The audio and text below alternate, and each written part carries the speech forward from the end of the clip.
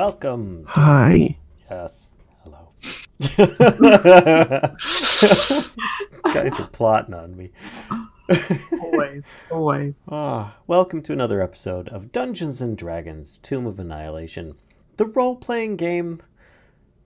Yep, there you go. I don't know why I ended on a high note, but The role-playing game. The role-playing game. I don't know. A lot of people come into chat. What is this? It's a role-playing game. Tabletop, kind of ish, but we're playing it online and we're streaming Digital tabletop. Streaming it for your enjoyment and ours. So, yeah. Hi. Let's do introductions. Where am I again? Yeah, we're going to start at the bottom right there, and our GM, DM, whatever you want to call it, the one who runs the game is Kashcah. Hello, I'm Kashcah. Trying not to kill them all. Trying not to? Did you just say that? Sorry. I thought it was your job to try and kill us slowly. So going counterclockwise around the top there, we have Rorax. Hiya, I'm Rorax.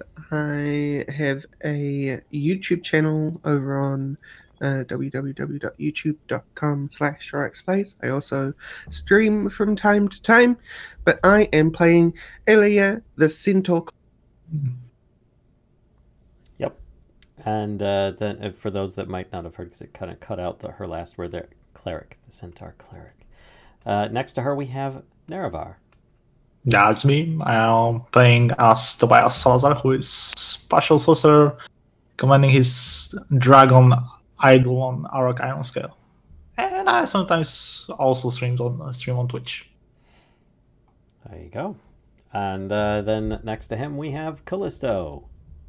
Hi, I'm Kellisto, the Bear God Clan, and I am a half-elf druid.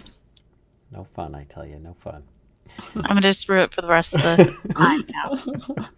And then next to Kellisto, we've got Lyssa, who will not be joining us today. She's got some other stuff going on that she needs to tend to. And then next to her, of course, we've got myself, Vallen. I stream on Twitch and on YouTube, which is where this is being broadcast on both at the moment. And I will be playing Ulfgar Holderheck, the Dwarven Bard, with a rapier, no less. So there you go. So undwarf-like. I know.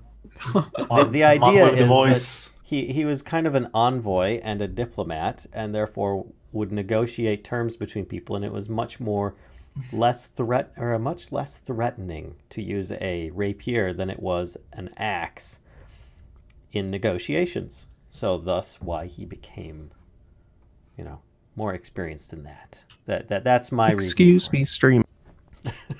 Excuse me. It's pronounced rapier. I call it an S word, and we'll be done with it. Pointy end goes in the other guy. Exactly.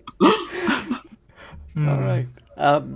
So according to the log, the quest log, a really brief summary. For those that didn't already read, yes, we're on an island of dinosaurs. We're on an ultimate goal to try and rid the land of some kind of anti-death plague that seems to be... That doesn't sound... Why would you want to rid the land of an anti-death plague? I mean, that's like... An anti-re-death plague? I don't really know. It's killing the people who have been killed before and brought back to life. But we're trying to rid the land of it, and in the process we suspect and believe it may have something to do with a necromancer who lost control of all of his undead army and destroyed a portion of the land. But until then, we're investigating a dragon's grave and finding out that it's still infested with something that's bitey and chompy. We left off last time getting a bunch of loot identified, reuniting with some NPCs that we had partied up with previously. And are they with us now? I don't know. Yeah. Yep. Okay, cool. We got dropped off by some of the Arokh peoples, and they're waiting patiently for us so that we can fly back, complete the ritual, and gain our own ability to fly, in hopes that we'll soon find St. Nicholas. So there you go. I will leave it off to you, Kashcah, to take over from there. Enjoy. Okay. Yeah, I think you guys are wanting to be able to fast travel around Schultz, basically. Screw this walking through the jungle stuff. Let's fast travel instead. So to set the scene, kind of a little bit of the area where you're at the moment, remind everybody what it looks like. It's a massive sinkhole in the middle of the jungle, basically. The opening is 90 feet across. It's roughly circular. The walls are stone and nearly vertical. It's about 30 feet down. The sinkhole is filled with murky green water, and you see there's plenty of amphibian life hopping around and kind of jumping between all the vegetation that's also down there.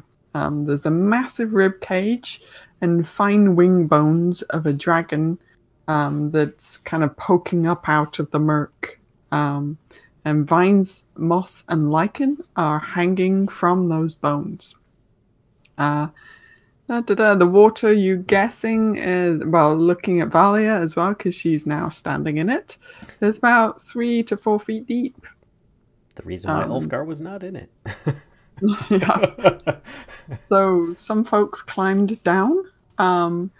Let's see, Valia was the first one to kind of stick her toes in the water, because the idea was if you could lift the dragon's skull up out of the water, then you'd be able to see kind of like what kind of dragon it was, what happened to it maybe, or just kind of a bit more investigation. So Valia was lifting the skull up out of the water. Actually, I think she'd had a fantastic strength check there, and just brute forced it up out of there.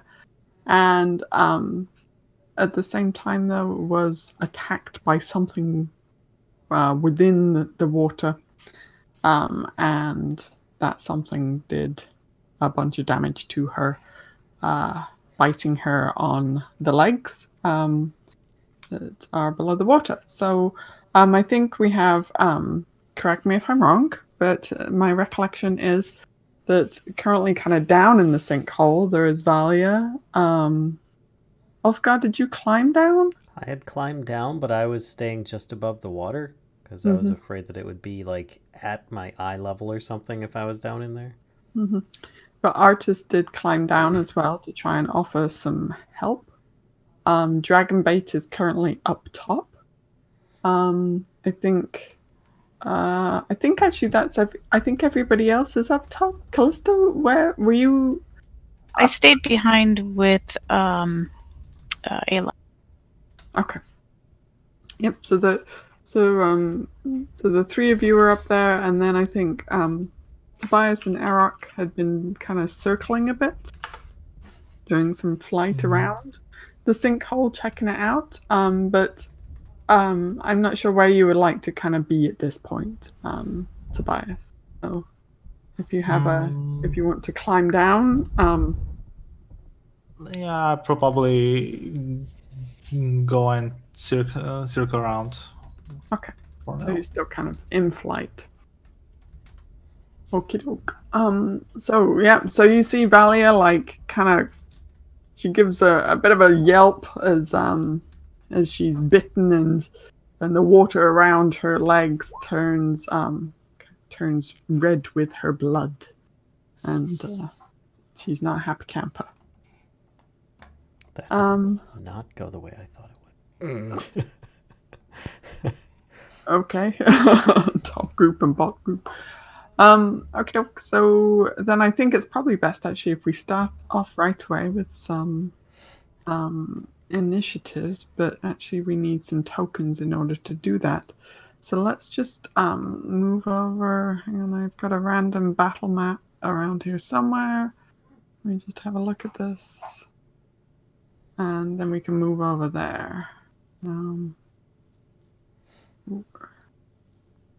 Wait, you've got a map for this? Oh, crap. No, I don't have a map for this. So what I need to do really quickly is get rid of a few things on here because we've still got some old. Because I need you guys to have your tokens so you can roll initiative a little easier. We don't need to roll initiative. It's Go fine. to that. Oh, and of course, Lyssa is playing, I forgot to mention, she is playing, normally, Valia Bonesmasher, a Lizardfolk Barbarian with a pet adolescent axebeak. Kashcah has her familiar, a cat by the name of Spunky, which you may or may not see popping in and out of the screen. Okay, why is this? She also technically has a pet golem as well. She controls everything. More or less. Okay. She's very forceful natured. Sorry, the background has got some drawing on it, but hi buddy. Yep. We can add some of our own drawings. That'll help. Yeah, I think oh, one more thing. Sorry, one moment. Token layer. Okay. Alright, so I think that's and then actually Vaughn and Flippy had stayed back, hadn't they? At the Arokh. Oh, that's right. Vorn, in the top right corner, is our construct that we uncovered and brought along with us as another NPC under our control. You mean Valley's control? Yeah, Valia's control. Very Which means specifically Valia's control. Which, therefore, by association, means it's under Kashka's control, so...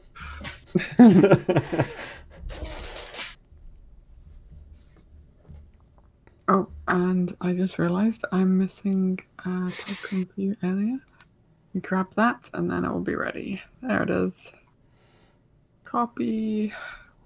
Paste. It's been a while since we used this blank battle map.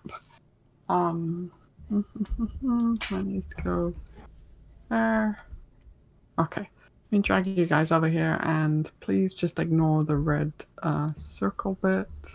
Okay. Because, hang on. Ignore that because you're going. I just couldn't get you over it. There we go. Okay. Oh, blank map. Cool. That Yeah, works. except for the. You see the red circle, right? Nope. I do not. Oh. Okay, and I suppose my HP is supposed to be maxed out. Yeah. Yes. Yes, it should be. Ah, okay. Those are. Alright. Wrong layer? No, it's actually because I didn't want it there anyway. It's fine for it to be on this layer. Okay, so I've kind of grouped you up. So yeah, if you could roll initiative, that would be much appreciated. We get Valia's initiative here. I rolled a very strong 4. Well done. Well done, sir.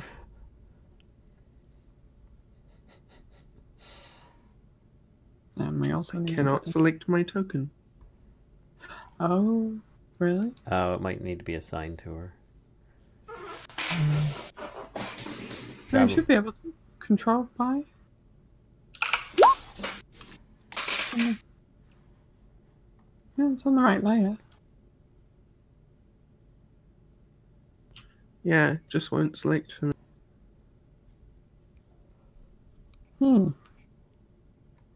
Hang on, let me get art. Okay.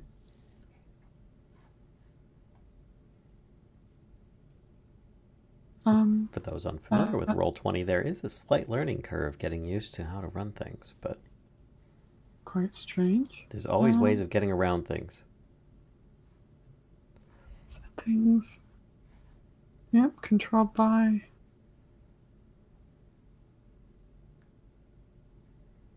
And let me take you off and then add you again. Maybe that will do the trick. It's like I'm also refreshing, so hopefully that helps.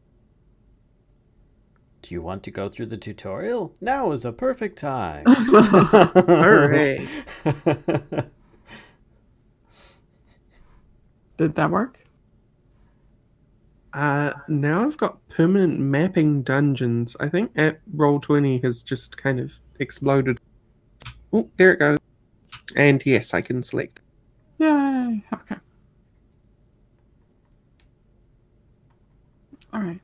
is that everybody? Oh, except, of course, for the thing that is doing the biting. There you go. Got it. Oh, gorgeous. It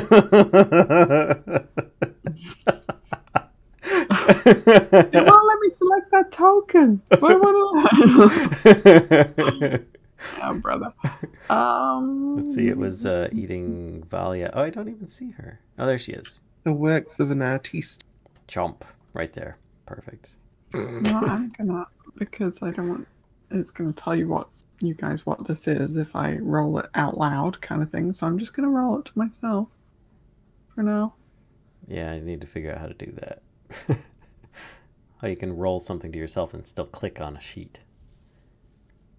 Do you have to like hold Control Shift W /?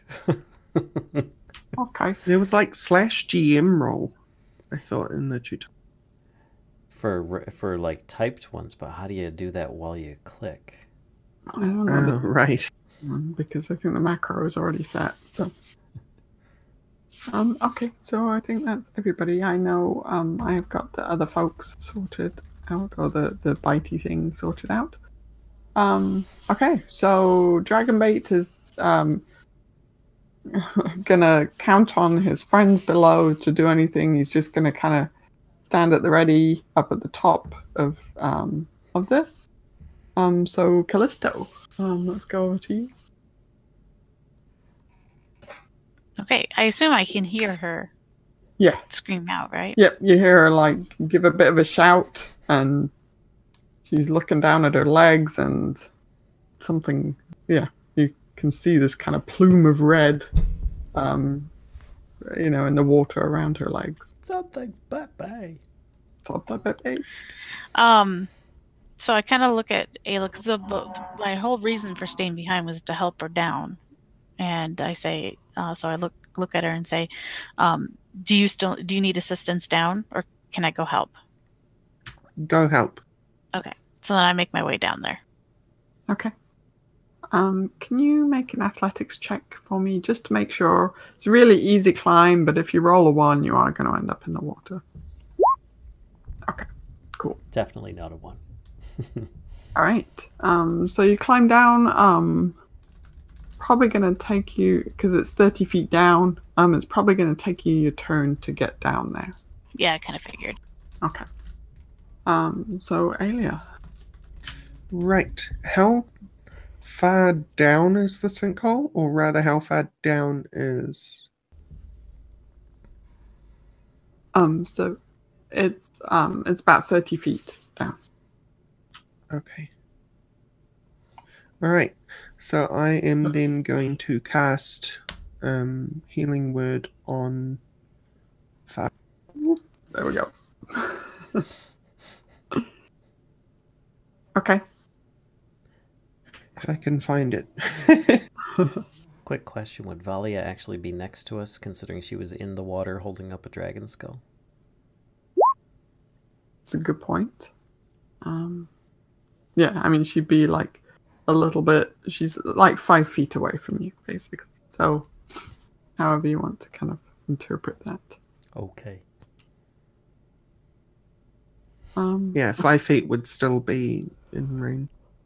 Okay, so she gets 5 healing. Thank you very much. She appreciates that. And is there anything else you would like to do? Not on my turn, no. Okay.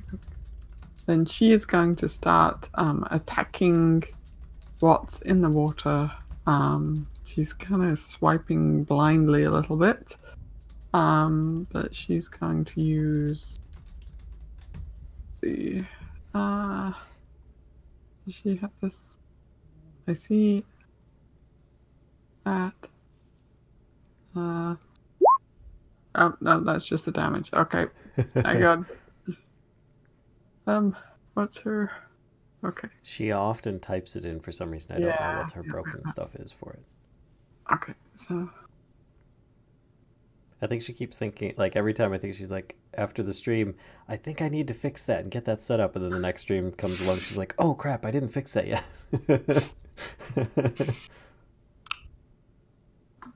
Okay, So she rolls a 13. You know what? Hang on though, because she's attacking kind of blindly. Okay, so yeah, gonna give her a disadvantage on that. But No disadvantage. she will still hit with her 13. So I've already rolled the damage for it.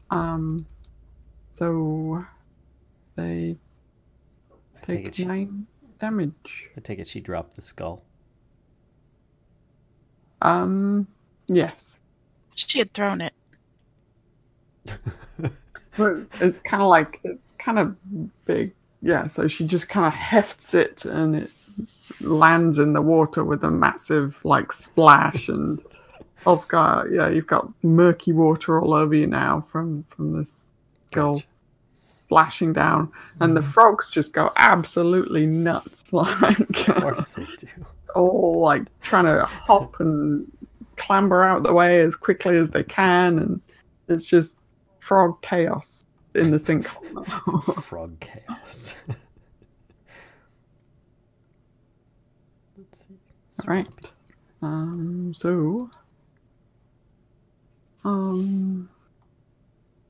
right. So that's Valia. Valia gets 2 attacks, though, doesn't she? Yeah. So she's going to do that again. Going to try and hit him again.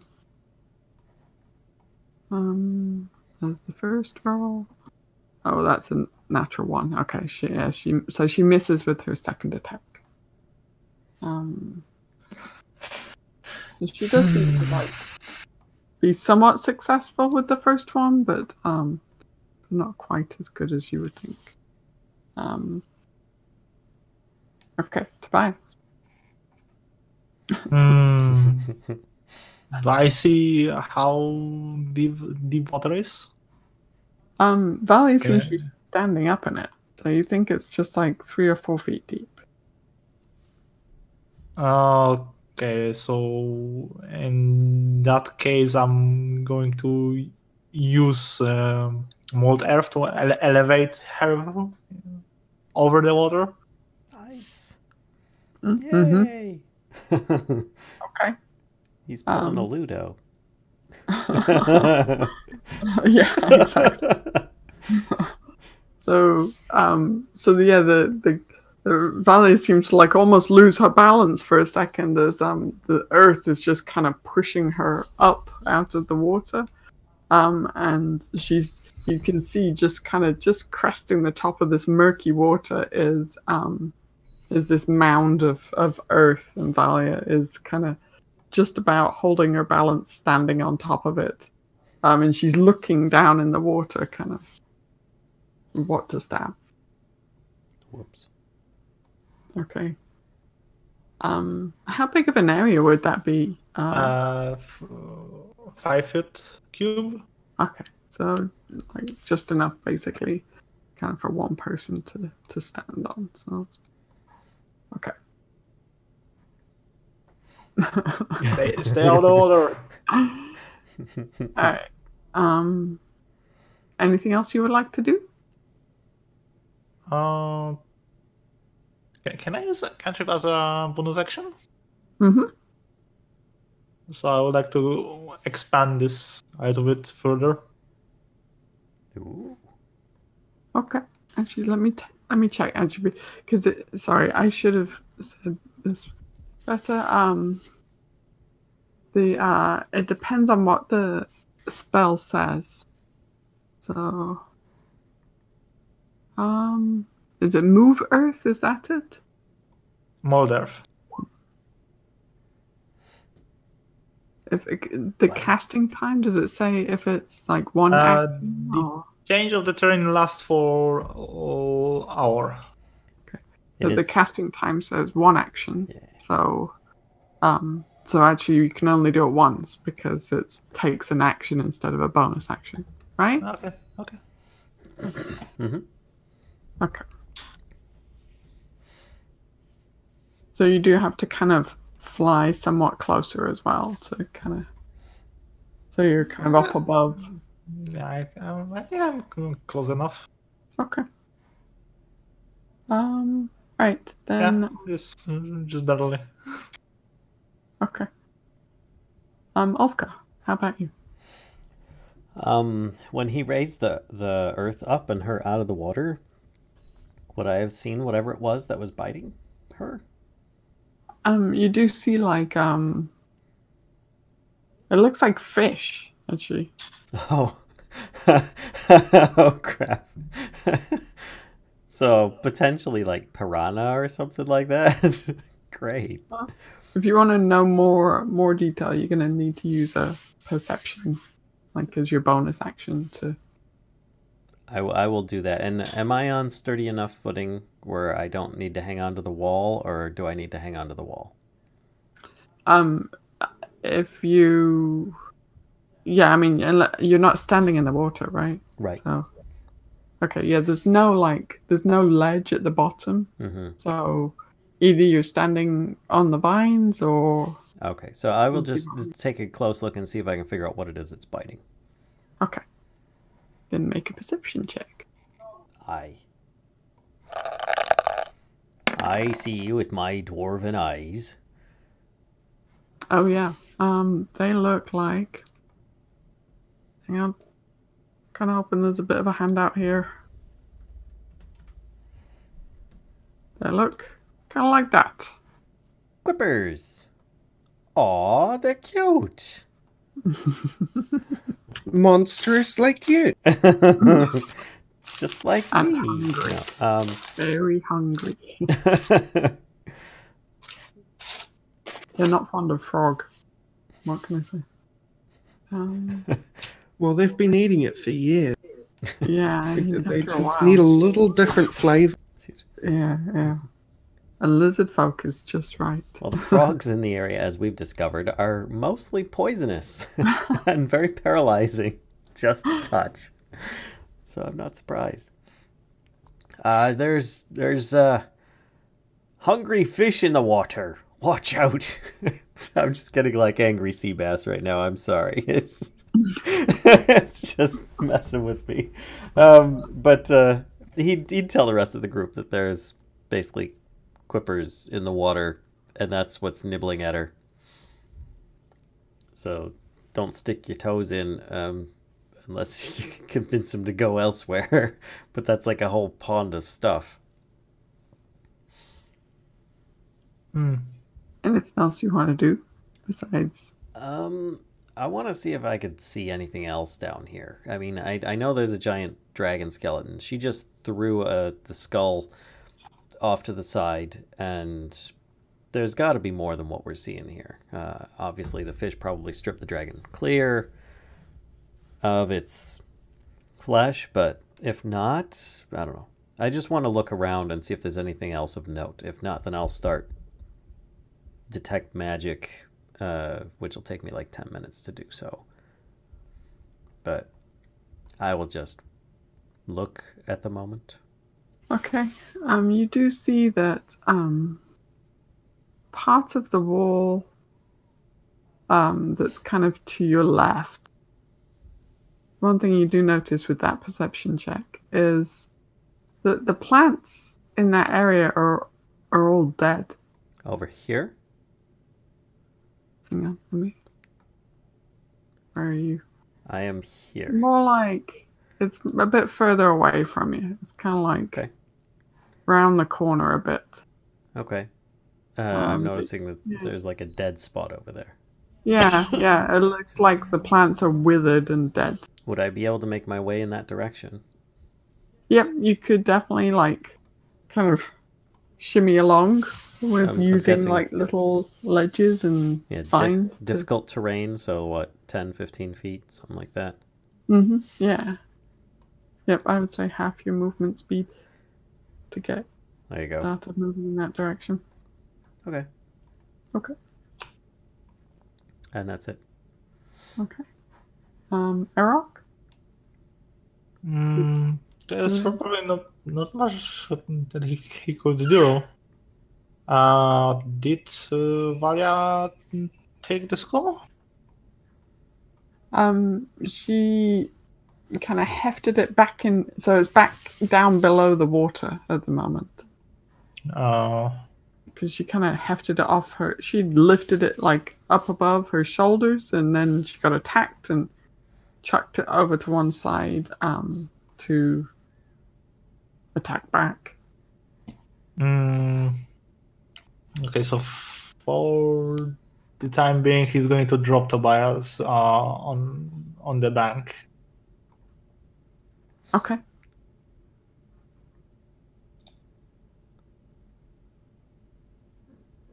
Okie doke. So Tobias is now kind of like hanging on to vines on this vertical side of the stone wall. Okay. Anything else he would like to do? If he can, he will attempt to lift the skull. Okay. So he's kind of going to climb down in the water and... He's going to fly and try to pick it up. Ah, okay. So like a little airlift kind of action. Kind of. Okay. Make a strength check for Arokh. See if he's able to lift it. So it's a safe. Oh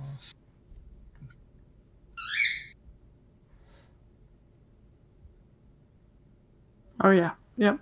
So he kind of That's a good strength clutches check. onto it with his claws and gives these massive beats with his wings, and strains, but is able to lift this skull up out of the water. So you see just water pours from it. Some of the frogs are kind of hopping away madly again from it, and vines kind of schlep off into the water. And but this fair-sized dragon skull, pretty big, is now being lifted up out of the water. And he's going to deliver it to Aelia. Okay. As intended. Okay. So, Aelia, you have a skull delivery. Oh, excellent. No, she doesn't say that. She's quite shocked. And is now quite a lot more relaxed about it coming back. Okay. All right. So that's probably all that Arokh can manage at the moment. Artist is gonna take some swings at the water as well. Seems like a good idea. So he's gonna kind of stab at the fish with his dagger, and he hits and does a bit of damage to them. Okay. So they get well, actually, no, they don't get an attack back because you're now a part of the water, Valia. Curses! They don't have the flight ability. Yes, they're not flying fish. We're good. Yeah. So so you see them kind of like there's this circling going on of of this mound that Valia is. You can see quite clearly Kellisto and Tobias as the sun catches, their quite shiny bodies. They're just circling this mound that Valia is on. All right. Actually, doesn't Arcus get? I think agree. He does get multiple attacks. Hang on. So he's going to take a couple more attacks. He gets 3 attacks per round because he rocks like. Dang it! I only drew 3 fish. And 3 hits. Okay. I got it. He's, they're having some success at hitting them. It's just quite difficult stabbing moving fish with a dagger. Right. But it's artists, so, we're good. Okay, Dragonbait is going to... he looks quite shocked as well at this skill delivery.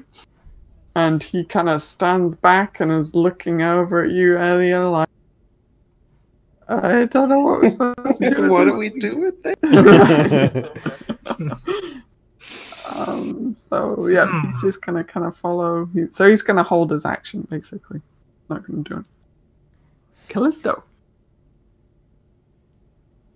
Well, I have a couple options. I'm just not sure how they work in water. Ooh. So, my water walk Mhm. has the opportunity to basically pull a creature up to the surface, which I assume then would. But there's nothing other than doing that will, like, doesn't say whether if it's a fish, if it will, like, suffocate or not. The other option is spike growth, but it only has a thing for slowing it down, so I'm not sure how to do damage on that. Not sure how these would work.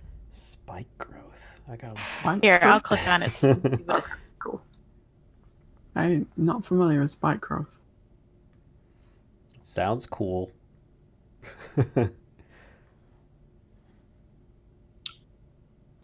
Cool and good. There we go. Spike growth. Yeah, so I mean, if they're not tall enough, they could obviously just move around them, or over. Twists and sprouts, hard spikes.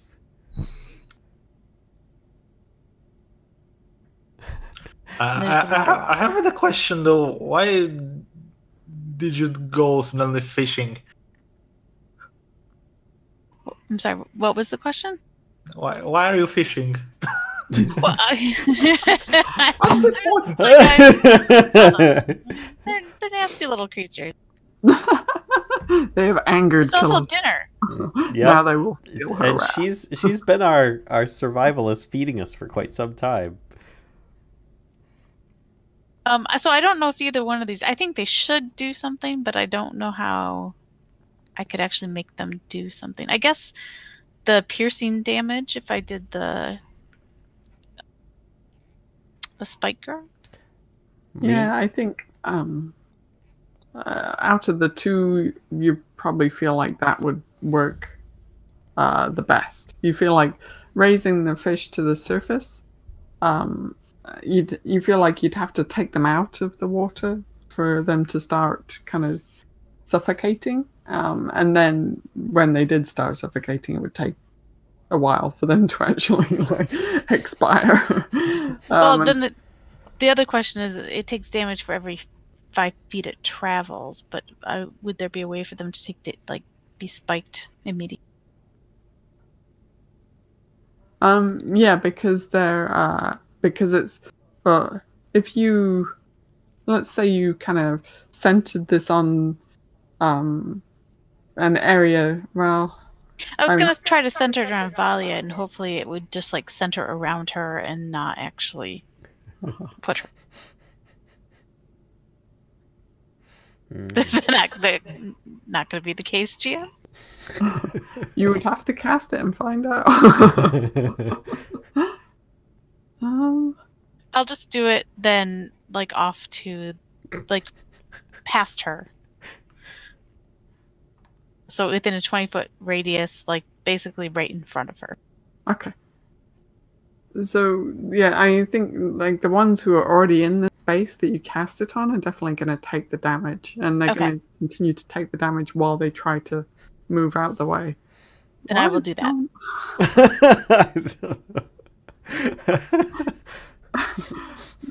Suddenly it's turned into a lot more dangerous in water than expected.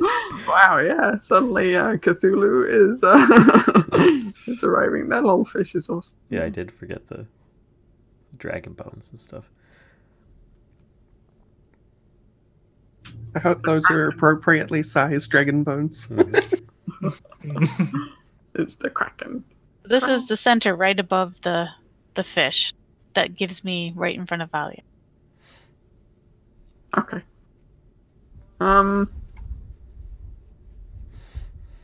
What is diameter? Do hang on, let me move. 20-foot radius. It's a 20-foot radius.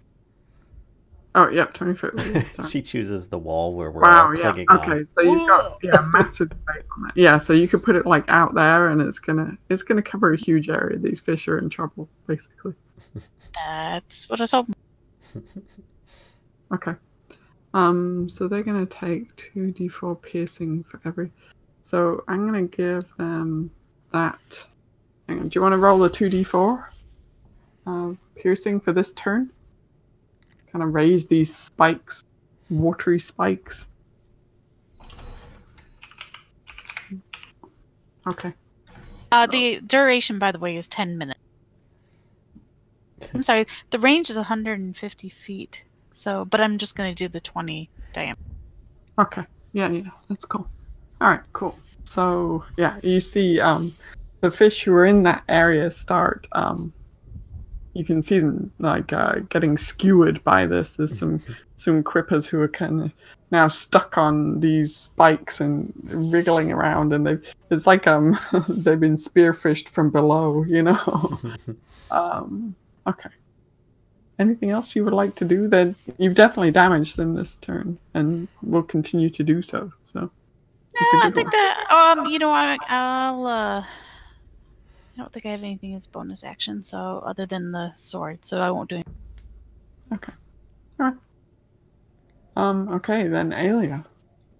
First of all, I just want to say that the artistry on this map is off the. Right. We need. But then I also want to shout down to Ulfgar. Ulfgar, I need a little assistance here, and I paw at the edge of the cliff. And then Aelia is gonna do absolutely nothing. Okay. Except move closer to the cliff. Okay. Then Valia is going to continue her spearfishing efforts with her javelin. Oh, that's not going to work. Dang it.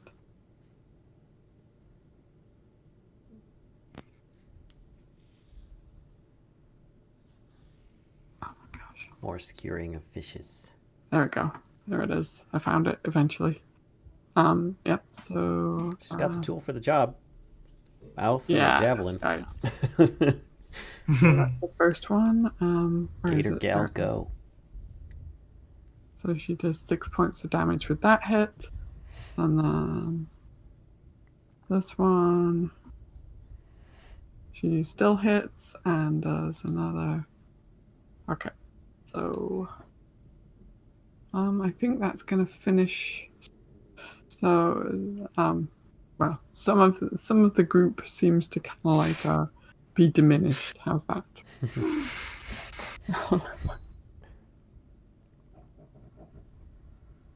I think Ulfgar is going to pass on this dish, considering that some of them ate some of Valia. All right, Tobias.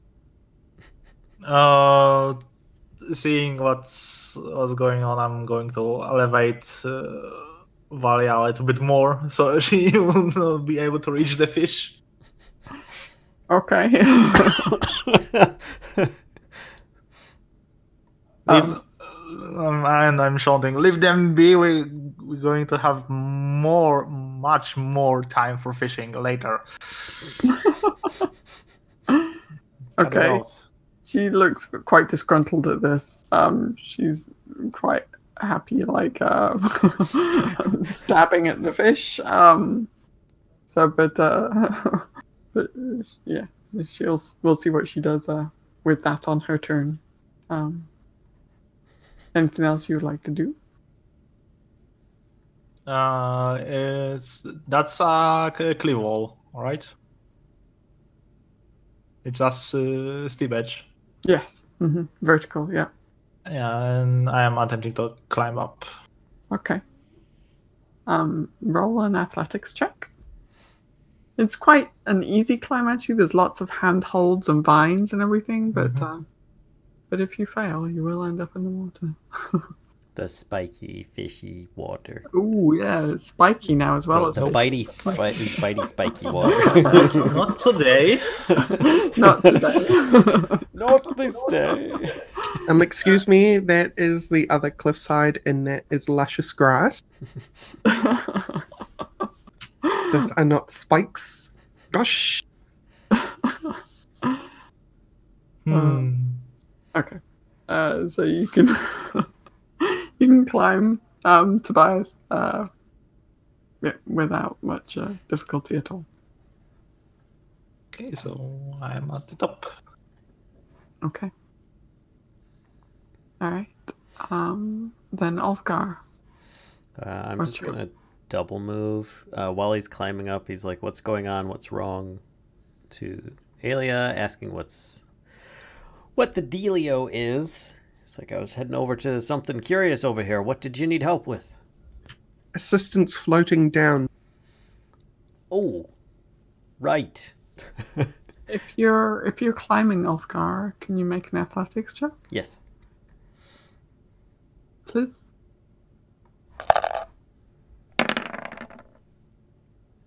Ooh. And I would have double moved to get up there. Oh, that was a 2. Oh, so close. Okay. That was a 2. All right. They almost had lunch. So double move eliminates my action, but I still have a bonus, yes? Mm-hmm. And a reaction, I guess, and that's all it is for casting of the spell. And that's within, I think, 30 feet of me. So, yeah, I just cast it on anybody that's close to me. So that would be Dragonbait, myself, Aelia, and... hold on. No, he's too far away. And why not Arokh? So there's 4 people with Featherfall. Or better yet, it lasts until you land. So I guess it would just be go ahead and I'll cast it as you go.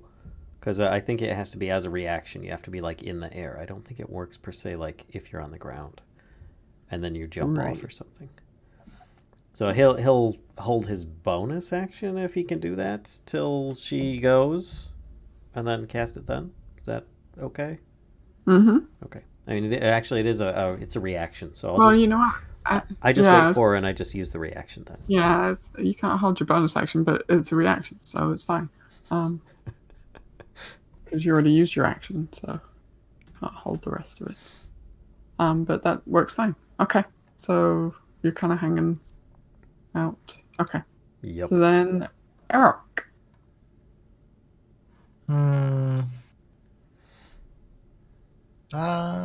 He is going to hold on at this time because he's kind of tired of lifting the skull up to the cliff.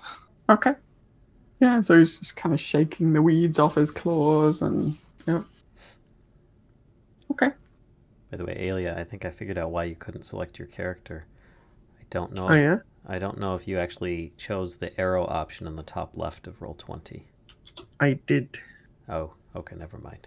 Yeah. Is that because you just did that? Yes. I was like, oh, I still have the measurement device on. All right. Artis is like looking at Valia like up on this plinth or beginning his kind of this mound of earth now, and he's like, okay, how about we head back up now? And he's going to use his action to do some climbing.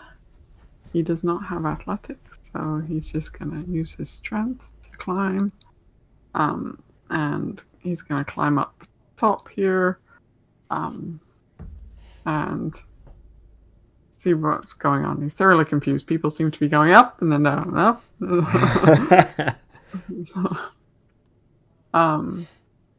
Yeah, so he and Dragonbait are just kind of standing like, what are we doing? Kellisto, what are you doing? Oh, you know what? Nope. So the fish take more damage though, because they try to swim around. So we need Kellisto, would you mind doing the 2d4 again, and then we'll see how they go. Oh, nice. Okay. Ooh. Okay. Stab it. You just see the fish kind of in a bit of a fervor around this earthy mound, and yeah, they seem to be taking a fair amount of damage from your spikes. So I'm going to cast the water walk, so that so Valia can come over fairly. I mean, she's not that far away. She should be able to get over without getting too much damage. Mm-hmm. Mm-hmm. That keeps her out of the water too. So no spikies. No spikies. Okay, cool. Anything else you'd like to do? No, I think that's it. Okay. All right, Aelia, over to you. Aelia is going to jump off the cliff and float down Yep. to here. I cast the spell. So Okay, yep. Thank you. All right. So you. And then I am going to make a perception check closer to these withered parts. Is your intention to kind of grab onto the vines, or are you happy like landing in the water, or? I was under the impression there was a tiny bit of an embankment. Nope. All right. Sorry. Well, I'll step in the water briefly then. Okay. I was wondering what those orangey lines were. Now I know. I don't know. I didn't put them. That was me. She That was created me an assuming there was a little embankment around the edge. Okay. So yeah, you land in the water, and it does kind of come up your legs a little bit, getting just the underside of your belly. And perception, yeah, they look like a lot of kind of dead vegetation. Like the vines just seem to be like it's like they grow in this direction and just die.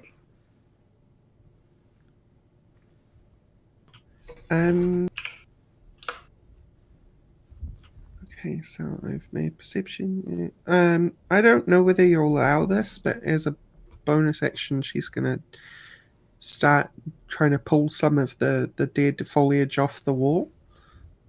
Yeah, sure. Okay. Okay. And that's where I'll leave my turn.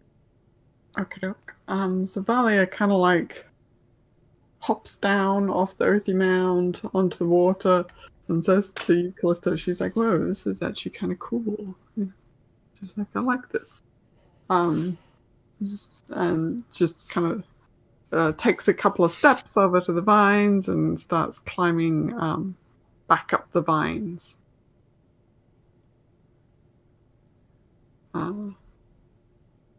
So she's kind of going to stop halfway because at this point she's a little confused about whether people are going up to the top or coming down, or so she's going to kind of hang out there. So does she make the climb? Do.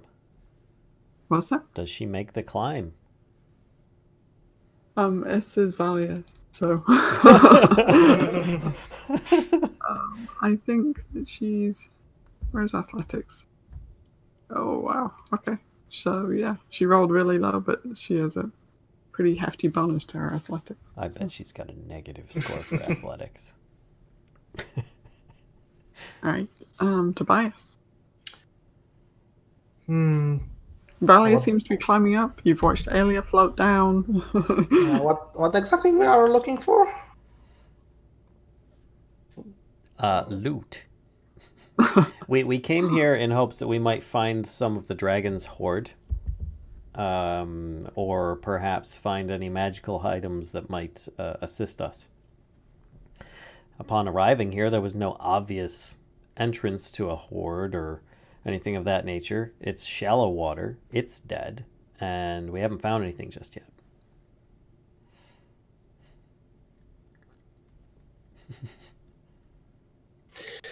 Okay, just to be clear, I'm asking that Ulfgar. just directly. Just. Well, So maybe the why- dragon ate somebody with some magic on him. And their remains are in the middle of its rib cage. Yeah, and I've seen stranger things. according to the background of my character, he has a little bit more to do with dragons than you. So. Any Tell me help what is this- appreciated.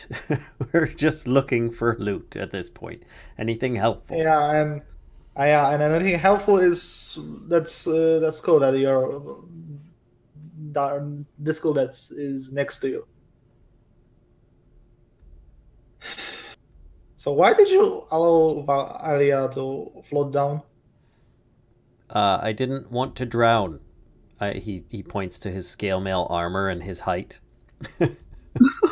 She's much better and more agile in the water than I am.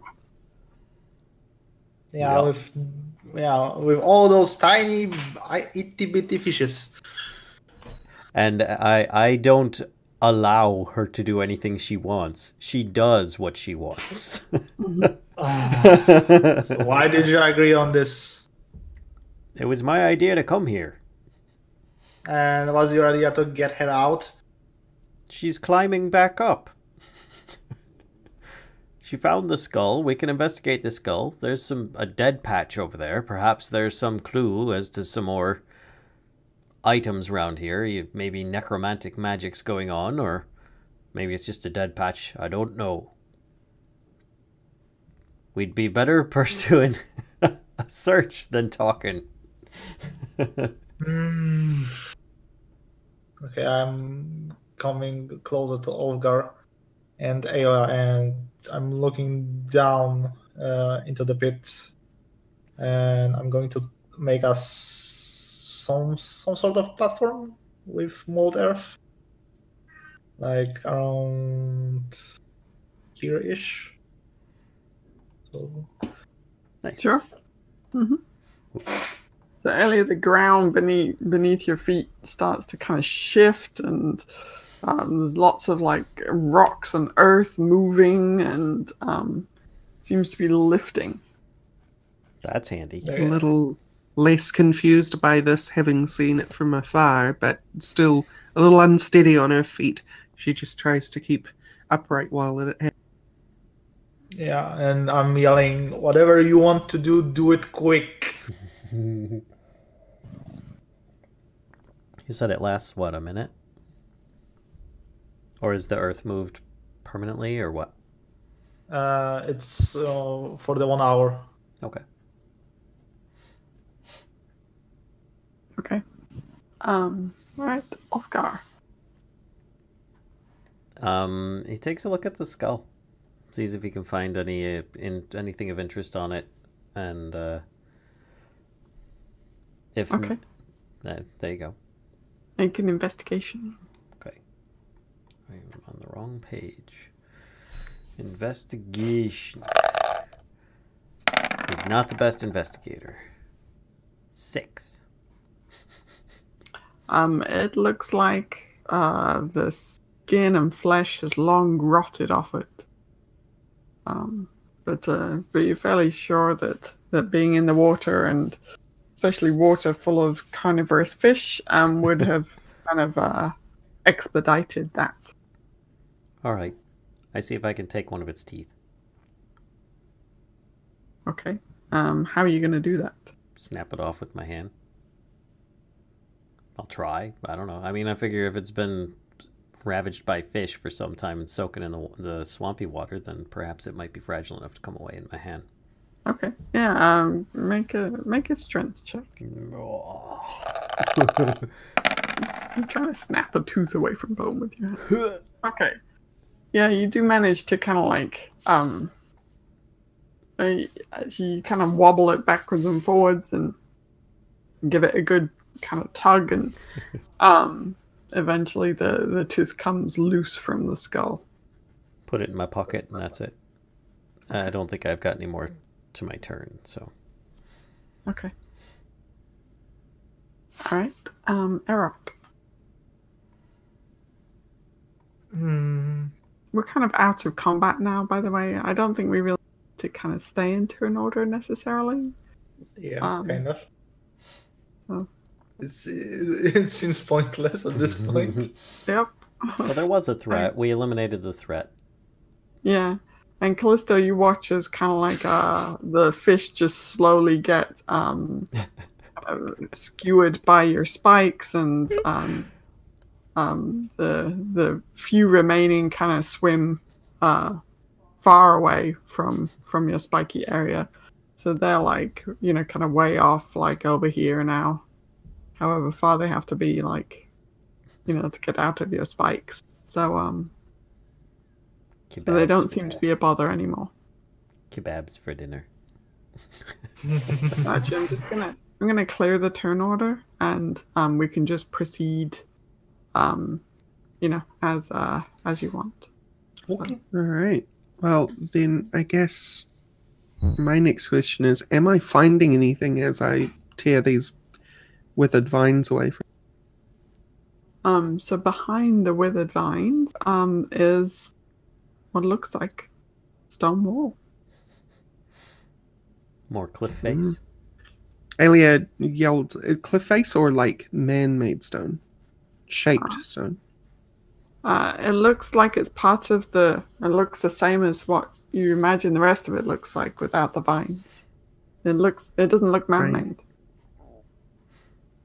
So if I was to look back over to the west, it looks much the same as any of the wall under those vines. Mm-hmm. All right.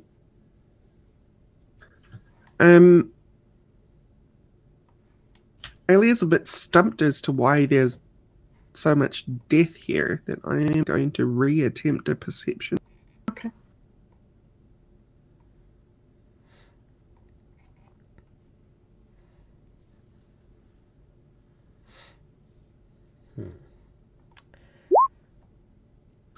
These rolls. Meanwhile, Ulfgar is asking Callisto, "Can you do that water walk spell again?" Sure. For what? For myself at the least, but for the rest of us, so that I'd like to walk out over the skeletal area and do a detect magic and see if I can find it. Okay, well, it lasts an hour, and I can do within 30 feet of me. So, All right. So, I'll cast it, and then I'll just have to go within 30 feet. oh, are you gonna? Because I'm gonna have to come down anyway. So there we go. Okay, make an athletics check, Ulfgar.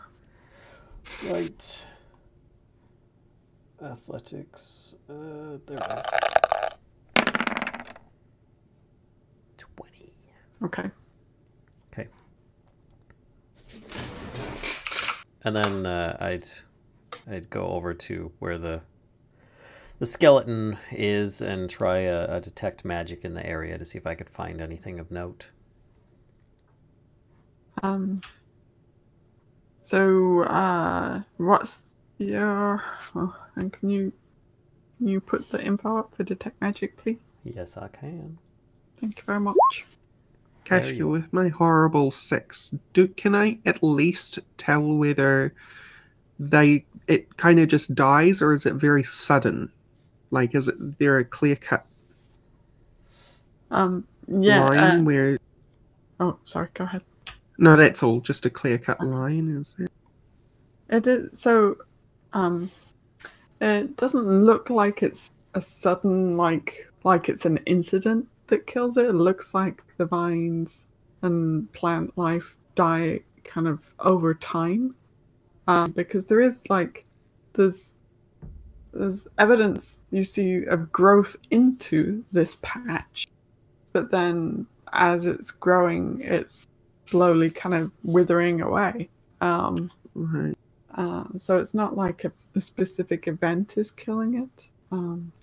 Right. Aelia shouts to the rest of the group, "Well, This is strange, and she points behind herself, but I don't think there's anything to it, unless any of you want to look. Ulfgar would shout back, saying, I'll inspect it in a moment. So Ulfgar, you don't get any magical pings in that area. Okay. I'd work pings. my way back over here and Okay. try checking out the dead zone. Right, how are you checking it out with your detect magic or? Yes. Okay. That area does seem to be magical. Does it like end if I continue on heading down this way? Like it's just somewhere along the wall or the cliff face? Yeah. It ends at the same area. Like, so where the plant life is dead, that's where the magicalness ends. Try to put my hand on the wall. Yep, the wall is there. Okay, just checking. So I focus with detect magic on it then. Try and determine the school of magic. How did I know you were going to say that? Yeah, because that's what happens when you use detect magic. Oh, I hate this. Unless people are like being chased actively and they're like, I cast detect magic. Okay, I grab the glowy things and run. You know that they're going to be asking more detail. Okay. All right, hang on. Let me Cast magic missile into the darkness, etc. It's a thing adventurers do. Am Am I drunk yet? It does seem to be illusionary magic. There seems to be some kind of illusionary magic in this area here, and I actually point to the area that with my fingers. And Aelia's done quite a nice job clearing away all the dead kind of vegetation. You've got a clear picture now of the stone face of the thing. So it's not like sandstone or something, right? Like I couldn't take my spear and dig away at it. No, it is more like a granite or flint or. I do an inspection myself, being versed in stone architecture. I'm hoping this might help. I don't know if it's dwarven inspired or not, but I would like to check the wall, search it for. Do you have any kind of dwarvish bonus that would give you like? I do for dwarvish architecture. Oh, okay. It has to be dwarvish. So. I believe so. Stone cunning, intelligence history checks on stonework history. Oh, so there you go. Stonework history. Gain, and I would gain a double proficiency bonus. So. Ah, okay. So you get double proficiency instead of advantage. Intelligence history checks. That's kind of interesting. Yes, double proficiency bonus. All right. Yeah, go for it. All right. So, what am I rolling? Didn't it just say in there that it was like intelligence? History, right? That was history. Yep. Well, it's intelligent history check. So you want me to roll that? Okay. Do like an. I could do an investigation, like an investigation as well. kind of thing. All right. That way, I don't know which might it apply to, but therefore you can make that call. So this is. Can I have quite a high history score. Can I assist for advice? Not used to standing on solid water, I tell you. It's a bit unsettling.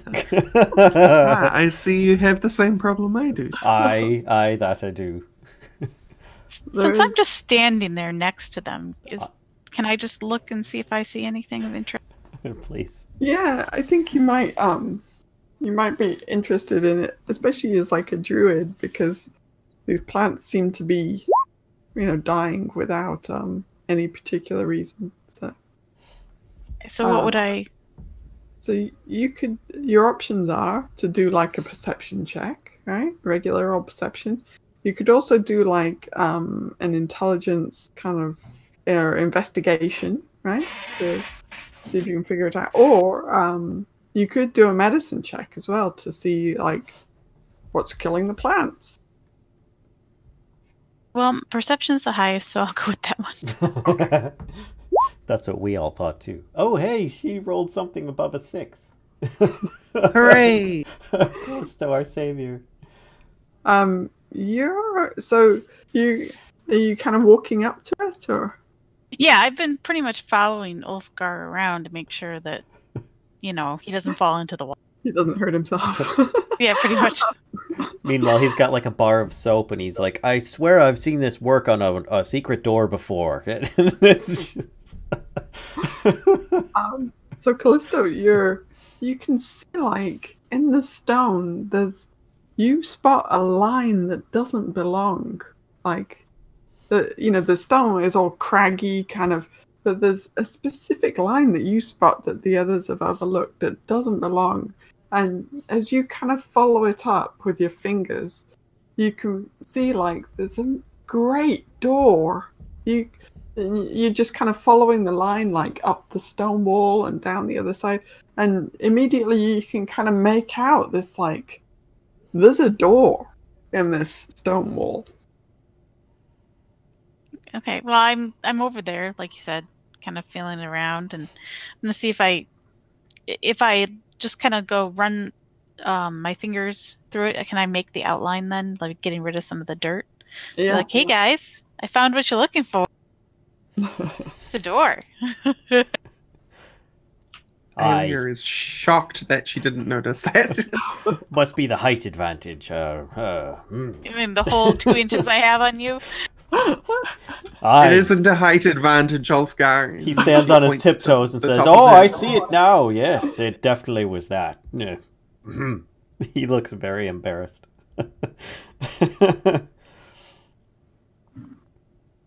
But I don't know if it's magic or anything. I wouldn't know how to. But can I look and see if I can figure out any way to open it like normally? Yeah, using the same perception check, I would say that while you can see the outline of the door, you don't see any kind of like handle mechanism. Oh, excuse me, any handle mechanism or any kind of like latch or like there's no hardware on this door to like to actually open it with. It's there. Aelia's gonna get a great mighty kick with her back. I'm gonna move out of her way. Yeah, so is Ulfgar. And you don't need to roll to hit it, right? Because it's a stationary door. But do your damage. Okay. Or a strength check. I can do either. Sorry, what was the first thing? I can do a strength check, or I can do damage.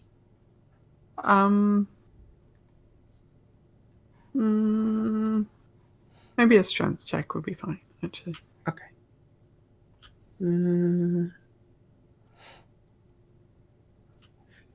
I could see strength check where you like. Where is it again?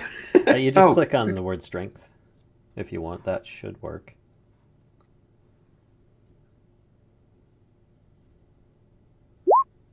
Oh, I would picture that as you bracing your hooves against it and trying to push.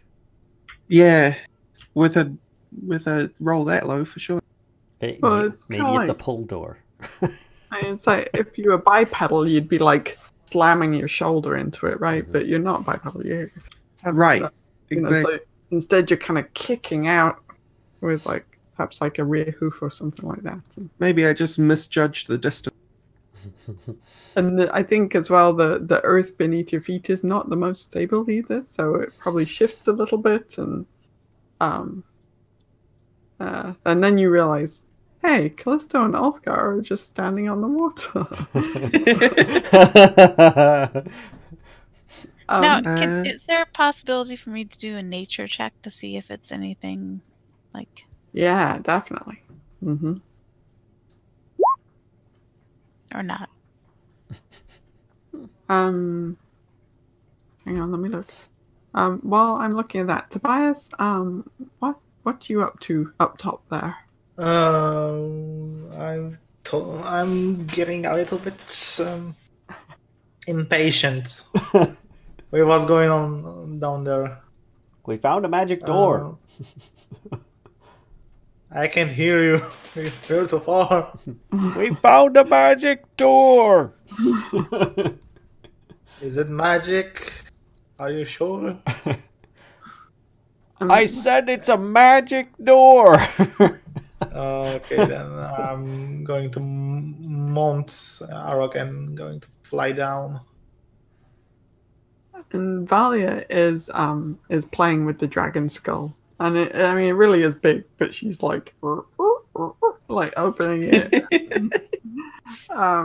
and talking to Artis about it, and saying something. You can't really make out too much conversation, but they seem to be having a conversation about this skull. Mm-hmm. Okay, so do I see those stone door that are jumped? Yep, you can see now Kellisto has kind of like cleared the outline, so it's fairly visible now. I tried to use Molt Earth Walls again to loose the door from its frame. So you cast it and nothing happens.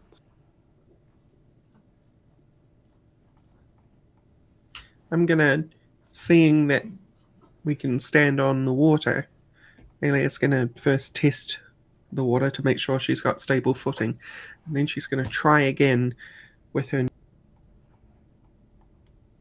Okay.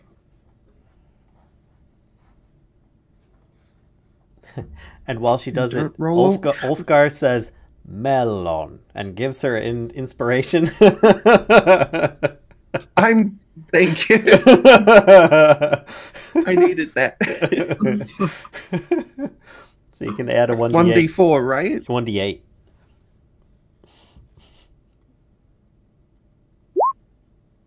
There you go. 14. 14. So you see some of the stones kind of like on the very face of it, just a couple of chips kind of like fall away.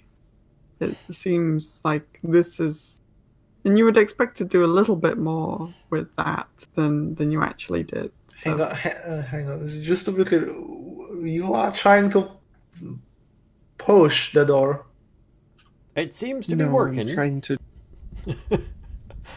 I'm trying to break it in, Tobias.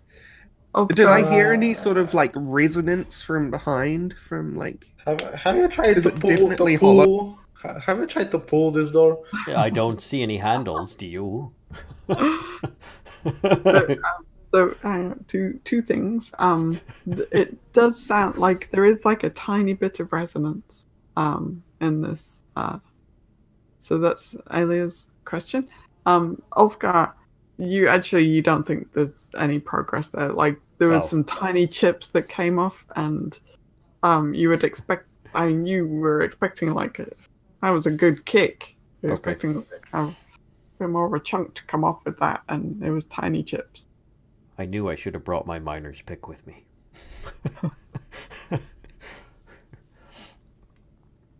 So how do you open a door? I have a way of doing it. You stone racers, I do not understand your door. I cast knock.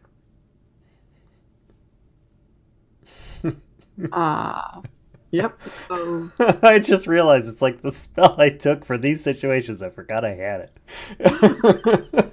So he actually opens his mouth and says, and it just comes out as like this really wicked, like thunderous, and he says, and it's basically casts the knock spell. Okay. So you bellow forth this kind of thunderous noise, and you see the wall kind of shake a little bit as the door like loosens from its position that it seems to have been in for quite a while, and slowly kind of swings open, and it's swinging outwards. So you all have to kind of back up a bit, and the water kind of flows in a little bit, but it does seem like it's the threshold of the door is just high enough that it doesn't, there isn't like a whole rush. There's just a little bit of kind of, as the ripples kind of slosh over the threshold of the door. We've got it open. Why don't the rest of you come down? Aelia shoots Ulfgar a look like, why didn't you do that originally? Well, it's not something that I usually do every day, okay? If you don't use an ability, you sometimes forget you have it. The door itself is about 10 foot by 10 foot, by the way. Oh. That's a big door. So I drew it a It's bit big. small. It's a really big door. So yeah, you kind of have to back up out of the way as it swings open. And inside, the room kind of stays the same dimension, but it's like the stone has just been carved out. And you look at it, and it's kind of like the way it's been carved. Ulfgar, you feel like this is not something that was made with tools. This carving, but the carving is about 15 feet deep. And it's just this stone chamber. That's it? There's nothing else in there? No, there is. Okay. There are some boxes inside there. Some of them seem to be made from dinosaur skulls. Cool boxes. How big are these boxes? Well, one of them is. Actually, sorry. There's one that's made from 2 velociraptor skulls, kind of that are carefully fitted together. Like and there's Jurassic Park velociraptors, or are we talking real life velociraptors? The real life. Okay. Not Cool. Jurassic Park. Okay. So, and you've got plenty of time if you want to kind of rifle through the contents of this alcove. So I'm going to describe to you what you find unless somebody says they're going to do something different. Oh, that's cool. Let me bring up the quest log so I can add this stuff in here. Tobias would like to make a way out for Aelia, because Arokh doesn't look like he will be able to carry her up to the cliff again, so he's going to basically use molten earth to make some sort of staircase.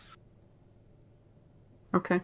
You can make like I'm gonna say you can make like a bit of a platform, that goes kind of part way up. Making like a whole staircase would take probably like hours actually. Right? It's a cantrip, so yeah. Okay, so I could basically cast as an action, and one action is how long? is 6 seconds. Yeah, how? What's the height of the cliff? 30 feet. Is Mold Earth a cantrip? Yeah, it's cantrip. Hmm. Yeah, I should be able to make a staircase up to the top.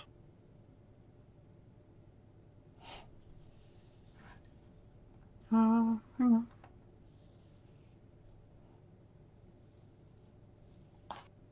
I think the problem might be that you don't have enough dirt to do this with, right? Because you're molding what's already there, right? Choose a portion of stone or dirt that you can see fits in a 5-foot cube. Can change it in one of the following ways. If you target loose earth, you can move it up 5 feet. You cause shapes and colors to appear. Or you cause the ground to become difficult terrain. So I think those are like the 3 options of the spell. I'm pretty sure. So. Right, What if he went video game logic on this and raised up some of the swamp mud dirt and just kept moving that one platform up with her on it. Making a video game elevator.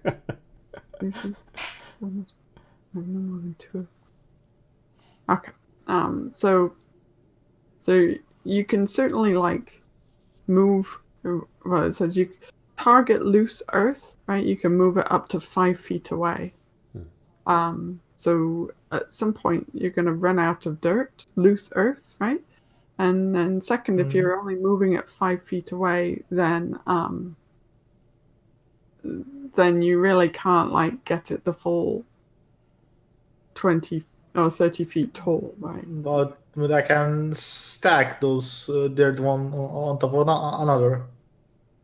I think that's pushing the limit of a cantrip spell kind of far, you know?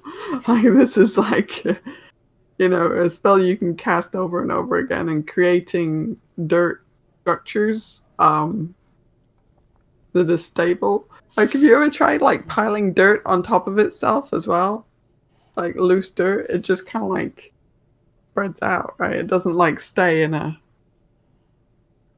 So as soon as you like move on to do another bit, basically... I demand refund on this cantrip. I see it now. He's just like taking all the swamp muck and just piling it constantly up against the wall until it eventually makes this ramp up there. I know. So there's another spell, right? Move Earth, I think, right? Yeah, Which is like more powerful. Yeah. I don't have that yet. Yeah. I think there's even Shape Stone, isn't there? Yeah. So these are like, I guess what I'm saying is what you're trying to do is like a higher level thing than what your cantrip can accomplish. I hope that makes sense. But no refund on the cantrip. You've already saves with it, man. What more do you want? Well, if somebody's got like a rope or something like that, I'm sure that we could just people could hold onto the rope up top. We could loop it around her for extra security, and then just help her to climb herself up the wall. Yeah, that's fine. If this is actually being physically discussed, Aelia's gonna turn around and say, "I can actually climb, you know." Right. She pull herself up on the vines. So Aelia can climb just fine. It just takes a little longer than you guys. I have to kind of mountain goat it and kind of go sideways a little bit. Yeah. Probably do better than we. The rest of us. So the boxes that are in the alcove, would I be able to take all of them, just put them in my pack, or are they like very large? Well, let me describe what you find, and then you can decide how to distribute them. Okay. So you find a purse that's made out of some kind of dinosaur hide. Then there's the box that I described of 2 velociraptor skulls fitted together. There's also kind of there's a bigger box that has within it, there's inside that, so that's the one that's the larger dino skull, and inside that there is a dinosaur bone that has wax fitted at one end. Right, like a wax plug, like... Oh, so like a femur of a bigger dino that's been hollowed out. Yep. Yeah. Okay. Well, just the marrow removed, right? And dino bone tube. Okay. Like a primal vial, maybe, sort of. Corked dino bone tube. I like that. Okay. I think. So. Yeah, that's it. The purse, the skull box, and the dino bone tube. Yeah. Okay. Gather those up. I assume I can put them in my pack, and then we just go up. Sure. Okay. So let's go back up. Close the door. If it's closable. Yep. If you're climbing up the vines, please make an athletics check. I don't want to. Oh, so that's the roll I succeed on. It's a good roll. Oh, wait, I would take disadvantage, wouldn't I? That'd still be alright. Well, Well, yeah, you're still fine. It's not a difficult climb. It's just it is possible to fail it. You're much more nimble than you look like. Okay, so everybody is back up top. Tobias, I'm assuming you and Arokh are flying up together. Mm-hmm. So, yeah, you're back up top eventually, and what you gonna do? Okay, let's hear what that dragon has to say about himself. Does Tobias say this looking at Aelia? Yes. Vallen, you're muted. Can you hear me now? Yes. Thank you. That's because I typed in 29 for the episode number in the notes. 9 is my mute button. Sorry. There's too many hotkeys. So I made a bed on the spooky episode as well. It turns out Talk with the Dead can only be used within 10 days of the death of the creature. Oh, really? So retconning a little bit, Aelia's going to turn to Tobias and say, "This is too far gone for me to summon its spirit." Mm. Are you kidding? That's what one of those looks like one day after a bath of kippers. Just kidding. We've been gone for Well, about I 10 can days. try, but Nah. I have my doubts. I don't think you'd take too kindly to the fact that I took one of its souvenirs. So, if you didn't bring it back to life for a minute, I'd appreciate it staying dead. So, I agree. I would cast Detect Magic on the dino boxes. And purse. At least try.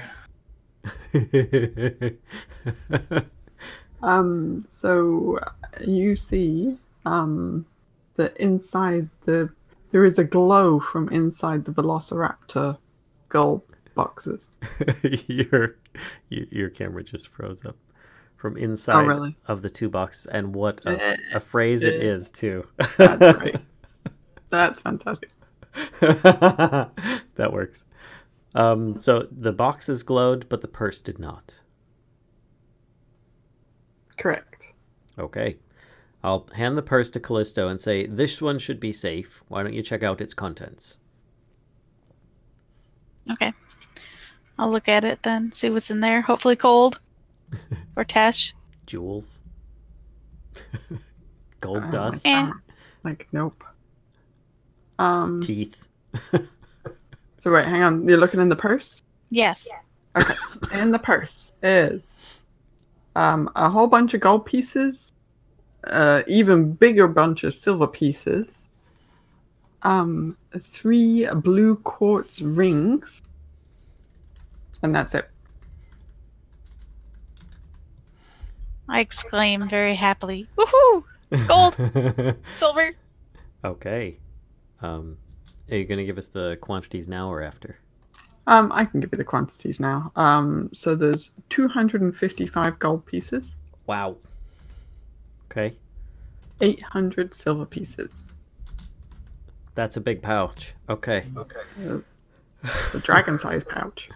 Let me copy paste this over here. There we go. Colon. All right. So excellent.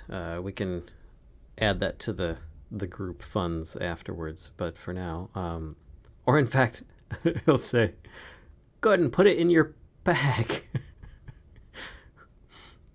Which, Yeah, hey, Valia, would you mind handing us that bag of holding? Oh, yeah. Valia holds it open, but does not let it go. And I'm doing this like you can see me, but you can't see me anymore. Right. God damn it, camera. I go ahead and tighten up the purse and throw it in there. Okay.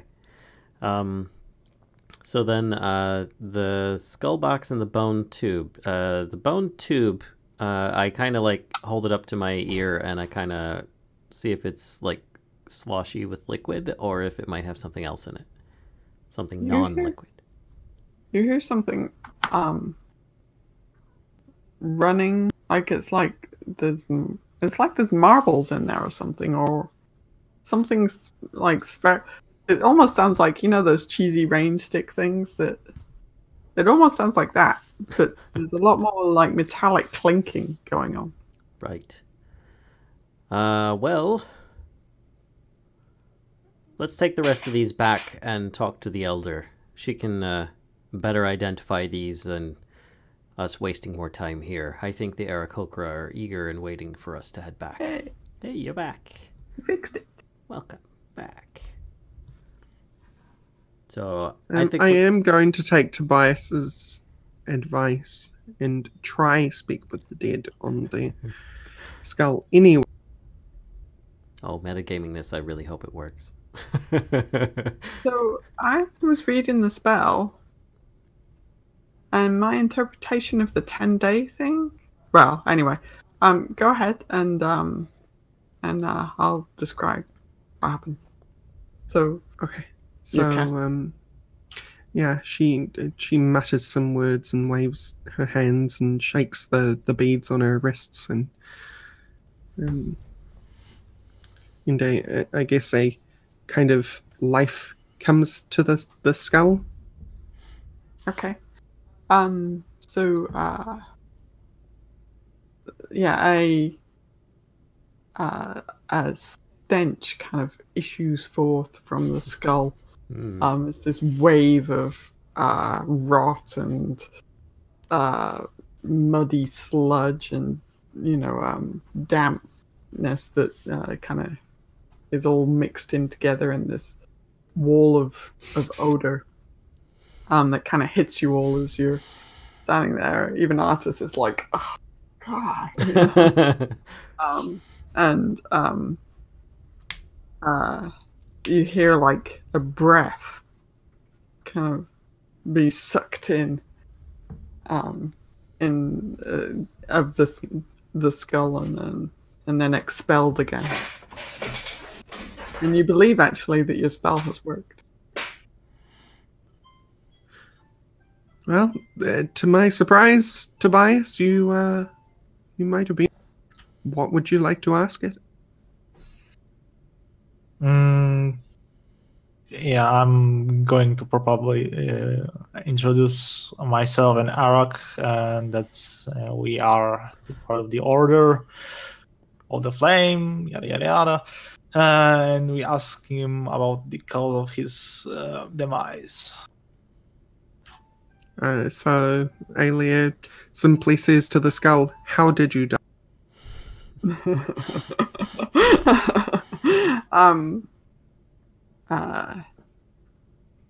The kind of a deep dragon voice bellows back at you. There's kind of a dry quality to it though as well. And says, the Batari goblins. There's kind of like the most irritation that is possible vocally is expressed. I mean, out of character, if I was a dragon killed by goblins, I'd be pretty upset. Yeah, that's totally taken me and Ulfgar off guard. The Aelia raises an eyebrow and then looks to Tobias. What else would you like? Were the Batari any of the goblins that we've run into so far? Yes, you believe they are the goblins that did the Voltron stack. Oh, okay. The ones that I've got the shield for. All right. Ask him if I'm trying to construct a question that he could not answer yes or no. Yeah. Yeah, that's the tricky one.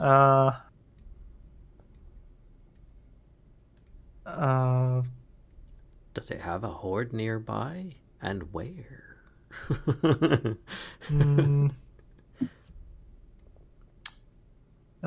Show us any layers of any other dragons if you know about what you know about. I'm just thinking about how to word.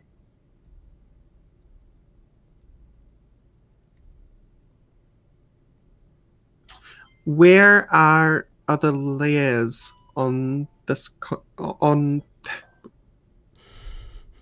this land? On this land.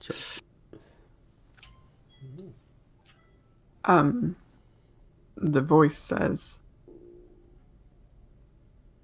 I wouldn't. Hang on, let me think about how to word that. a dragon, like the spirit doesn't actually have to answer either if it doesn't want to. Yeah, and it says, I would never betray my own kind. Share that with the likes of you. Arokh is stepping forward. Are you sure? Yup. You're speaking to the allies. Aelia it says to Arokh, it cannot see you. It can only answer the questions that I ask. And it cannot act on knowledge of you either. This is not a solid connection to the spirit of this dragon. This is just a connection to its past.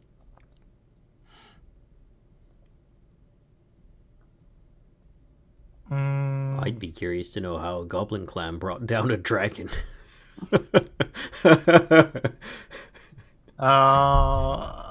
Arokh promptly instructs and is going to instruct Aelia about the proper how do I name it, greetings between dragons. This is, and repeat it to him, her. I think it was a her, right? Artemis gave us a name and a gender, I thought. It was like Spike or Spear or something like that. This is me discussing as Rosie, not Aelia, by the way. Okay, so if you say that in-game artist would have a response, but if it's just you, then Aelia shouts to Artis, "What was the name of this dragon?" He says, "Oh, the locals call it Needle." And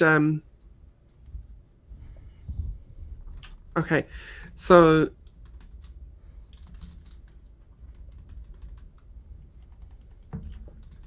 this is tricky. I have to because I think this is our last question. It is. Question 3. It wasn't 5 questions. I'm just rechecking. It's 12 questions. It's 5. Oh, it is 5. Oh, then we get 3 more. Ooh. What did you have for supper? So with each question now, Aelia is going to introduce herself every time, the way that Arokh has instructed her. Arokh has instructed me, so that every time I ask a question, I'm introducing myself as a dragon, basically. And so we're going to ask about dragon hordes again. Is that right, Tobias?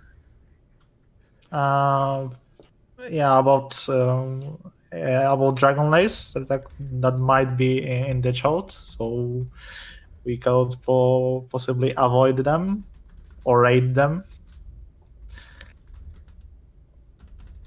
So, greetings, Needle.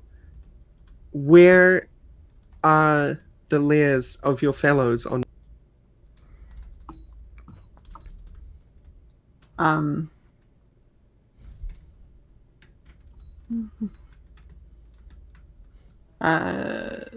She says, "Needle. Ugh. The goblins called me." Says, "I am the ruler of Schult."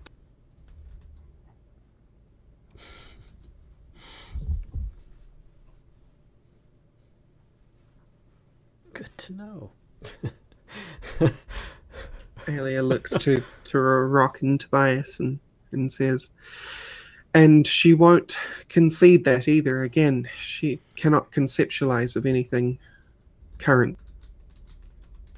So she will always believe she is the leader.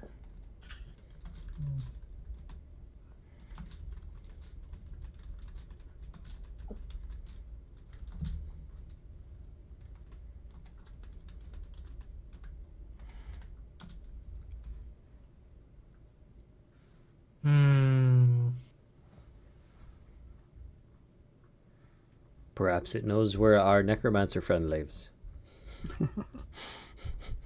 If she knew that, she would probably wasn't be laying in this pit. I'm still curious how a bunch of goblins brought down a dragon. Did they fling another goblin clan at it? Aelia asks the group, is that what we want to ask? Do we want to ask it how it was brought down? That doesn't matter. I agree. It's just my curiosity.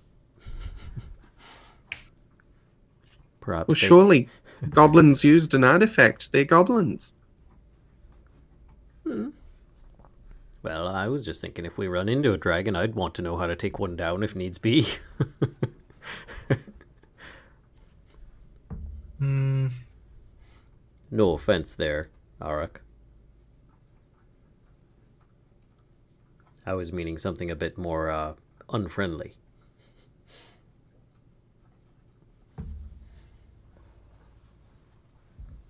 I just have empty mind. I don't know what to ask about. Aelia again greets Needle as a dragon and asks, hang on. may I visit you at your hoard? Yeah, tell her you have a tribute. You brought that tribute. I have a tribute for you.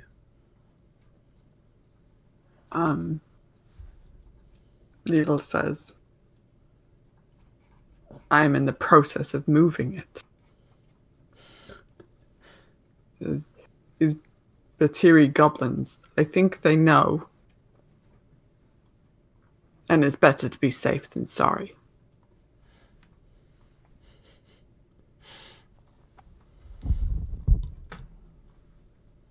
Well, this is it. This is our final question. Did we have one more? We have one more.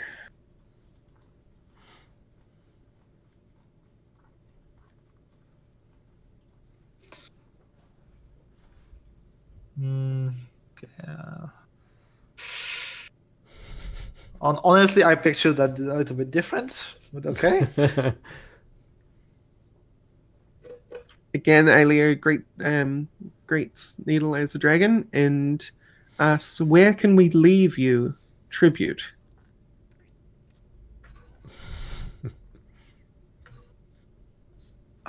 She says, the best place is the great crater in the jungle. She says, oh, hang on. I just want to look because there's a thing that might be revealed, maybe.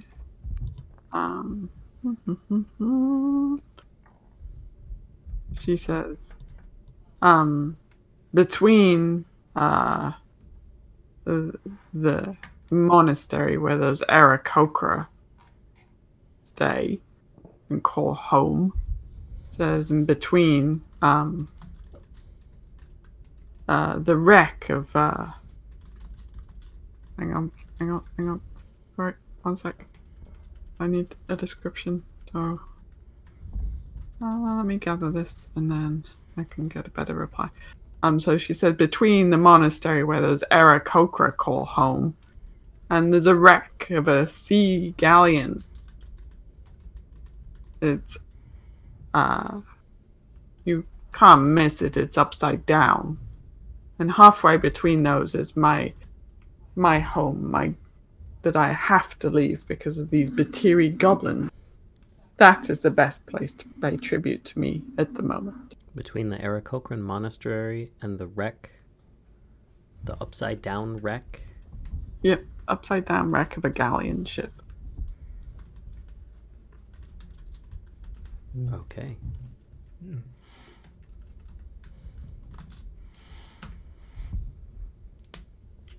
And I guess with that, the life ebbs from the skull and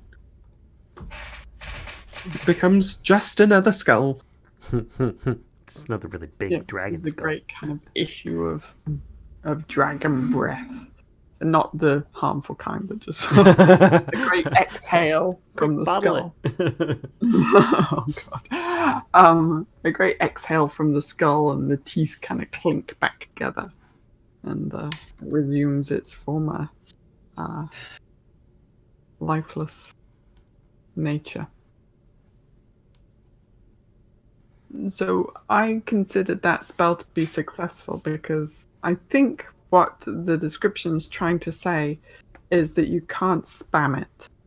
Like, Right. So it's saying, like, if you cast Speak with Dead again within 10 days, then it's not going to work.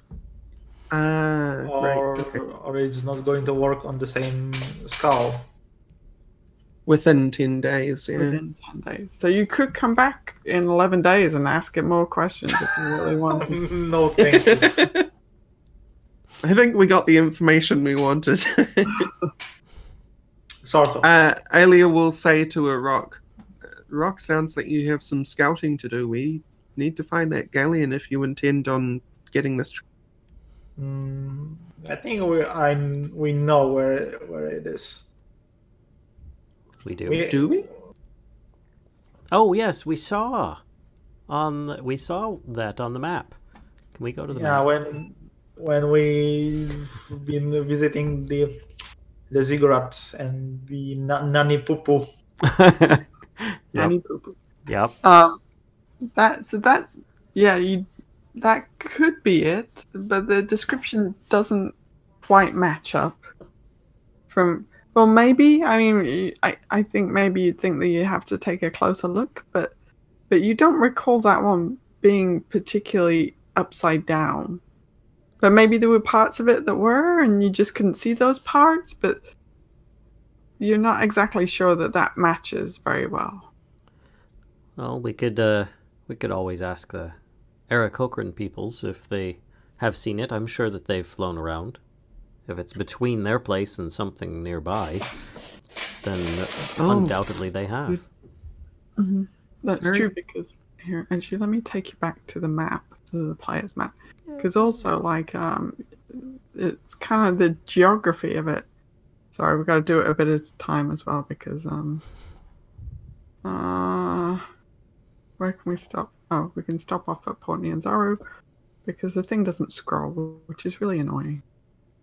There we go. I see. It's more, you have to drag the thing more than a page away. Gotcha. Yeah. Because the thing that you saw, the shipwreck that you saw, was quite was a distance away to the southwest, I think. I'll let you know once the page. Yeah, it wouldn't be very good directions with a space that large between. It's for dragon. It's not that not that big of a distance. You're not wrong. True. It's between. It's. But this is like. I'm placing my bets on this rock. That might be it. This is how I interpreted it. I was thinking that perhaps there's something nearby that we haven't seen. Like So- around Refuge Bay. Well, I was Yeah, thinking see around that line I Kirsabal. drew? Anywhere from there to Kiersabal. See, I was I'm with thinking, her. for all I know, it could be right here. And it could be between these 2 points. You know, that's why I figured we just asked the Arokh what they know. If I would be a dragon, if I would be moving my horde, so I will move it a little bit further than just, you know. This is the original horde, though. This isn't the new horde. Well, Or at it least said this it was, is how I interpreted what she said. Is she was saying she was moving it, but for right now, it's best to pay tribute to the original spot. I thought that it would be where it's taking all of its stuff, and we got the leftovers just now. Like, so therefore, it's not going to want more things to transport. It's going to want, So you're saying we are at the original horde? yeah. And then it was coming back for the last bits. that It we wasn't. just Yeah, picked up. it wasn't much. It wasn't much. I think that she'd already But gotten the great most of it. crater. I'm just not sure how a galleon would get in the middle of Chult and be upside down. So sometimes you just don't have to understand. You just have to embrace it. Don't question it. This universe has just literally a deck of cards that could destroy every fabric of reality, and you are questioning a shipwreck in the middle of the land. There are dinosaurs walking around with us, and you're asking about Okay, okay. I guess the best thing to do is go to Kiersabal and ask them, huh? Oh, I've got it. You're a centaur. Hey, listen, Centaur are very normal. I don't know. I don't see them out here. Not in Scotland. They're all water horses. All right, so shall we meet up with the Aarakocra heading back to the city then? Yeah. Yes, I agree. Okay. let's do that. So you wait around a little while, and you can all take like a short rest while you're waiting for. And eventually you see the Aarakocran who dropped you off, gave you a lift, swooping overhead, and they appear to be kind of like looking down to see if you're ready, or are you going to kind of do anything, or Ready.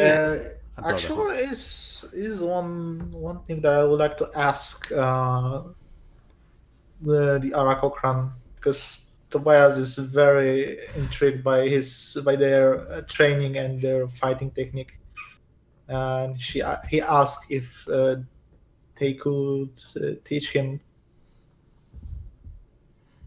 if that's possible. They say, given enough time, yes, it is very. So we could stay at least one day here. They say before Oh. we left off. they're a little insulted by Yeah. the fact that you think that it takes one day to learn how to fight the same way. They're like, you've studied for years.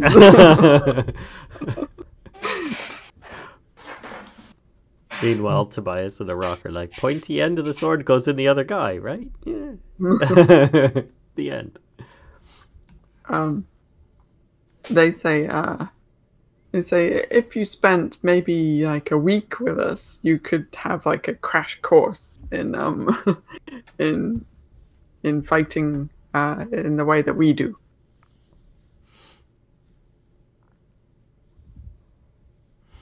Well, How's about that? Huh? Of we are in much haste. Well, people are dying. There's an undead horde ravaging the landscape. We only made this detour because we thought it might give us some magical trinkets, which it did.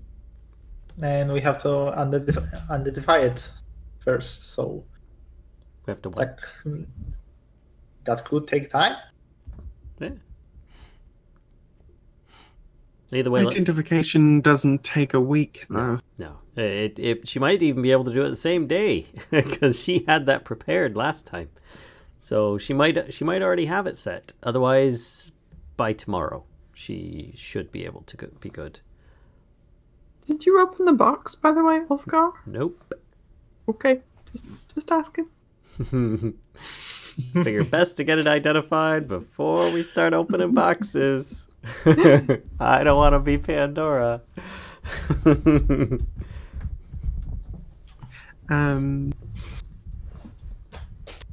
So yeah, I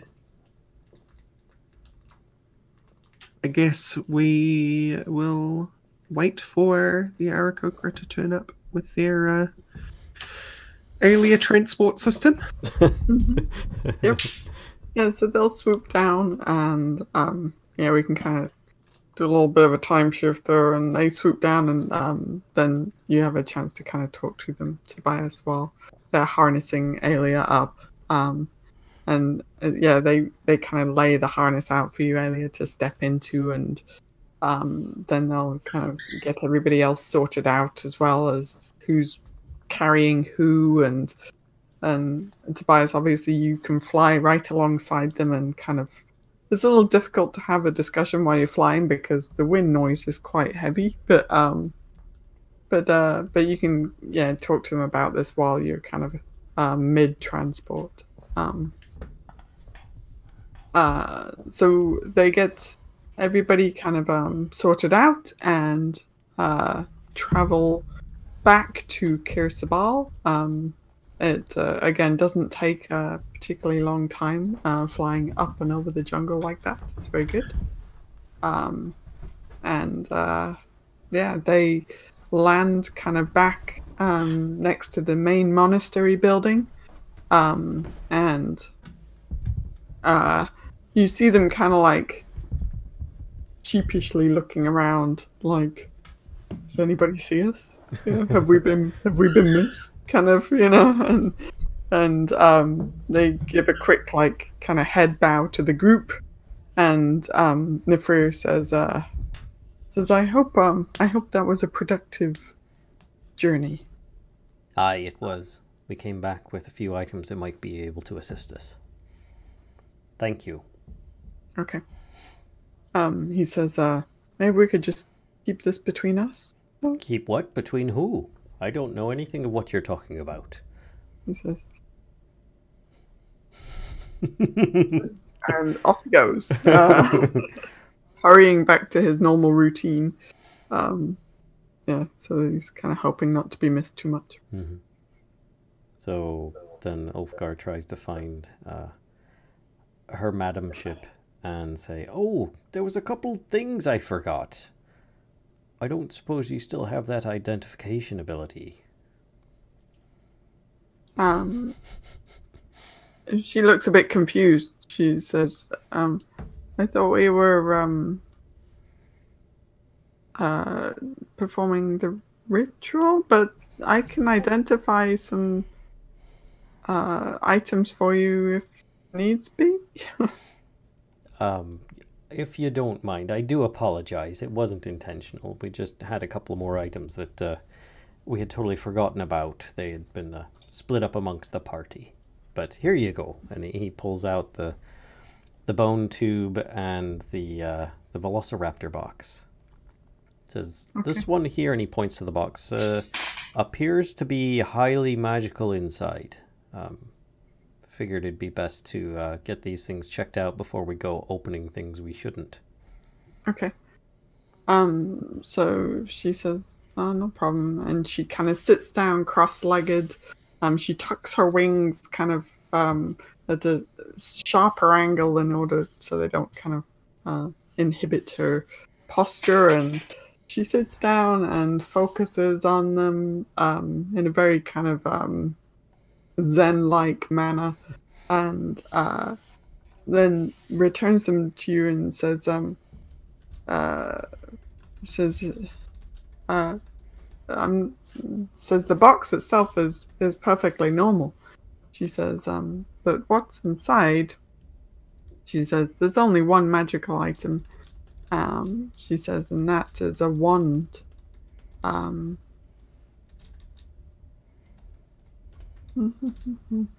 She says, I believe it will cast the fear spell. Okay.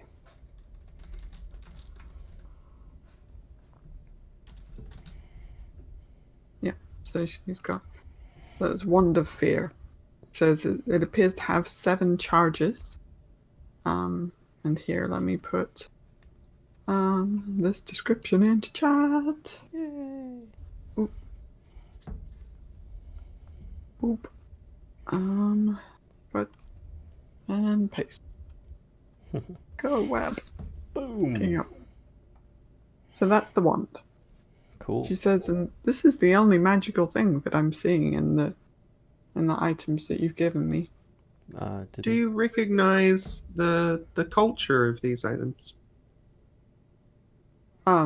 She says this one looks Chelton. She says, but these 2 diamonds that are in here, she says, who knows where they came from. She says, I'm no gem smith by any means. And you look inside the box, the skull box that she's opened to show you the wand, and sure enough, there's 2 absolutely gorgeous diamonds sitting inside the box alongside the wand.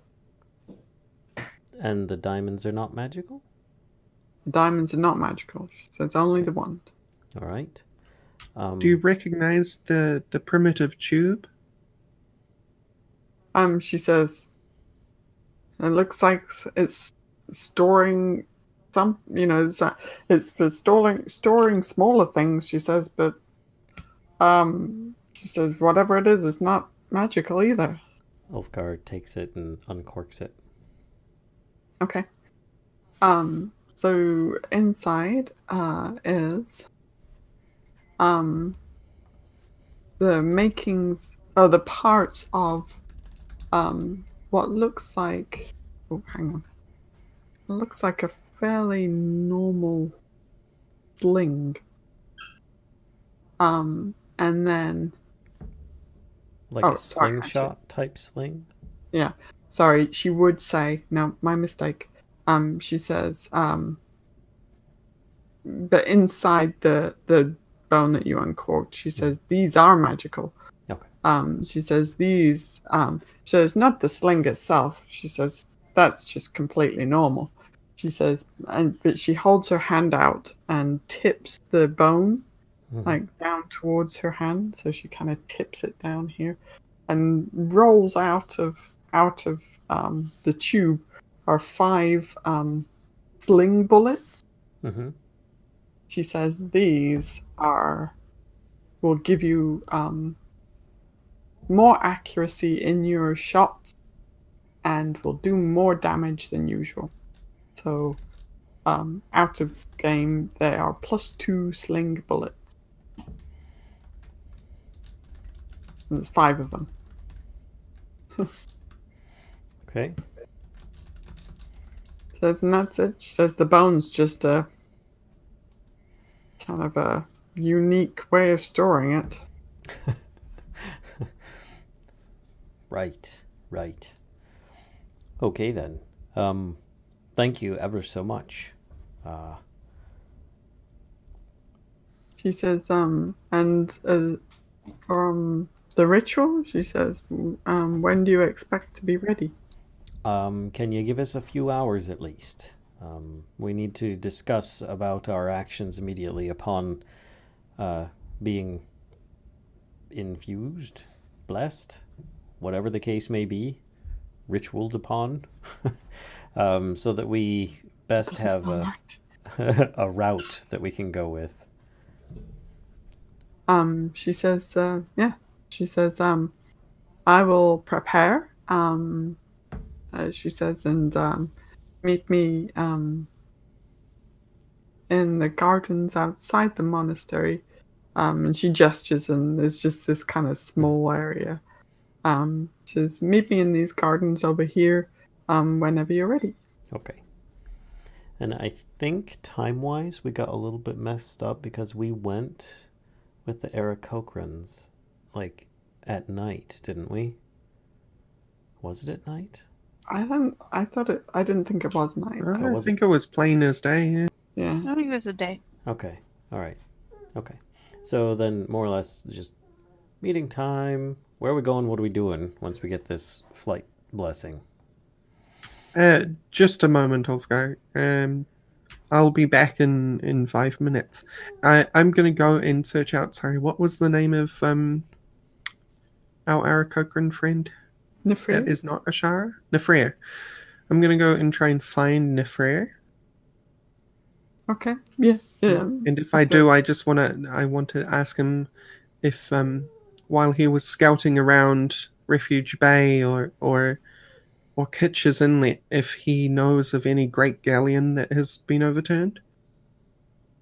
He says, yes, this is a known landmark to us. He says, you can see it quite clearly from the sky. He says, I'll mark it on your map. He says. Except I have to do this, switch layers. Oh, and then I need the select tool. Thank you very much.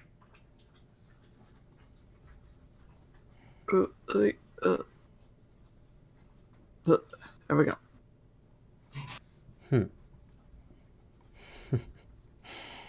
Somewhere between here and there. Okay.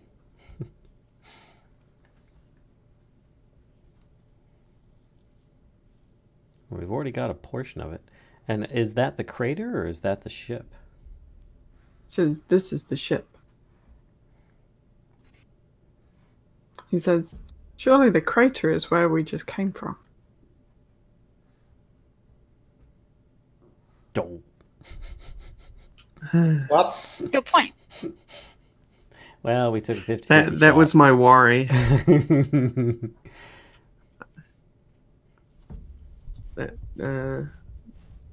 They were talking about their old horde, and we were in the old horde. Either way, we raided the horde that was there. It would appear, at least. Well, there's a great deal of horde somewhere else on this island then. So, Aelia will thank Nefrir very much for the information and head back. He says, you're welcome. He says, I don't know if I can get away with another excursion, though. No excursion required, Nefrir, just a passing curiosity. He says, very good.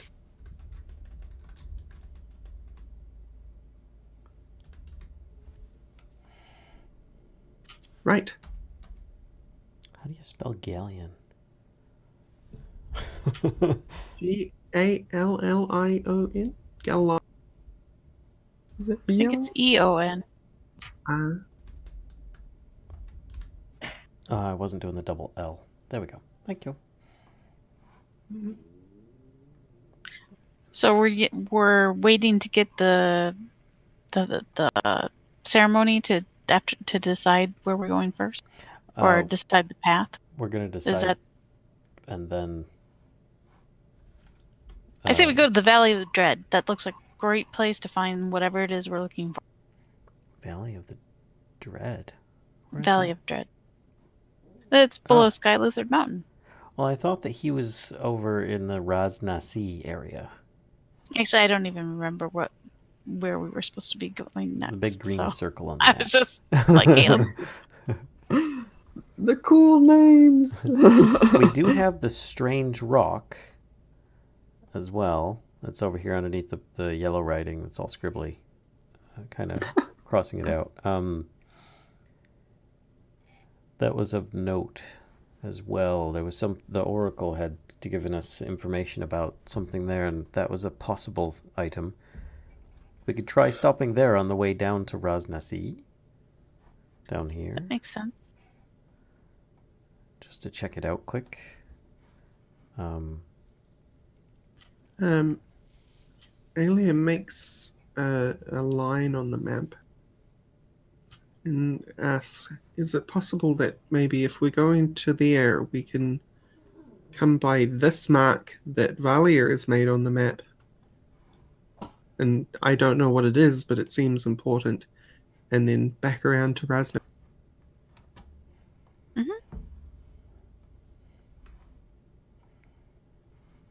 Oops. That looks like a great pathway. Sure. Hitting all the major tourist spots.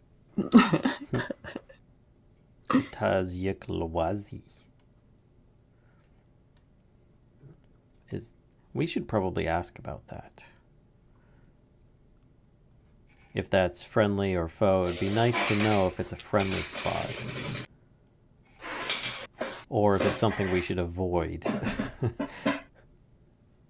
And because Valia actually,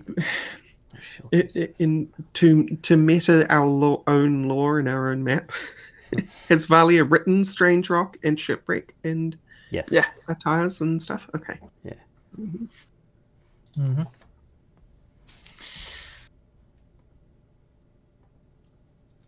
Yeah, some of these things were actually on the map first. That was given to you by Sindra. The Ataz, Yalzwiki, Yalwaziki. No, still saying it wrong. Yalwazi. No, okay. This one down here. I'll get that sooner or later. That was already written on the map when Sindra gave it to you. So, the ones that Valia, you kind of can see Valia's handwriting, are the Strange Rock and the Shipwreck here, and then Strange Rock there. So those are the two that are kind of in Valia's handwriting. And yeah, she has done a big circle and written Raznasi as you see it there. Okay. Great.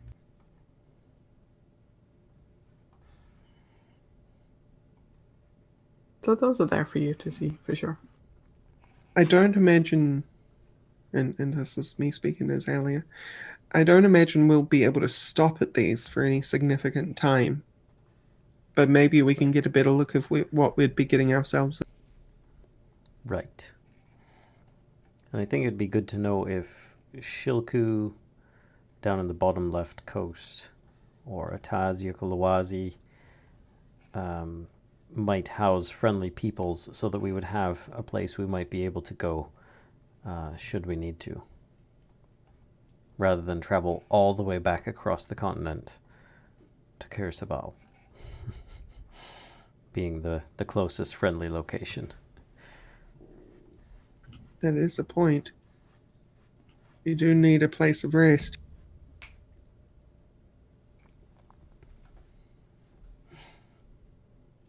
So perhaps we ask about those locations, but we still go with the original.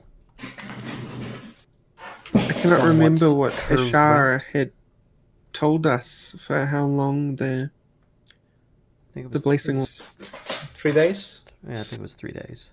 That was probably 3 days. Do we know what speed we would be getting from that? Light speed?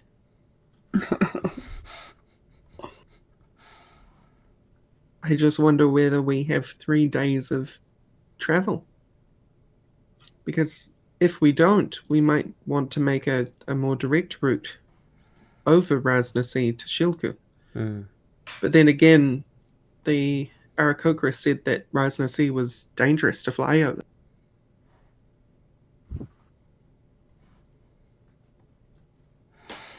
I forgot about that. Yeah. Yeah, I think we just need to find out how fast we can fly. Okay. How far she thinks we might be able to cover in a day's flight. Yep. Well, she's busy preparing, so maybe we take the question to her. Sure. And we have a couple of routes in mind. So who speaks their language? Well, she speaks fluent, and we can ask her when we go to the ritual, and we can decide which route we take then. I like that.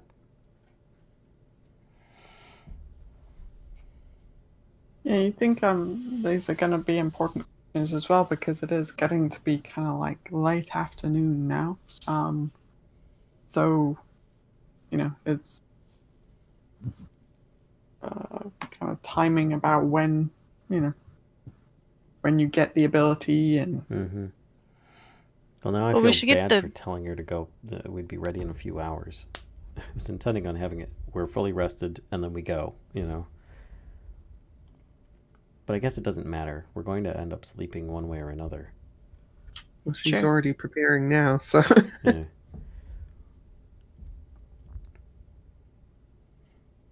Well, let's go find out. I'm ready. So we will. So, Aelia, being the brazen woman that she is, she's gonna make a couple of lines on Aelia's map properly. Mark one.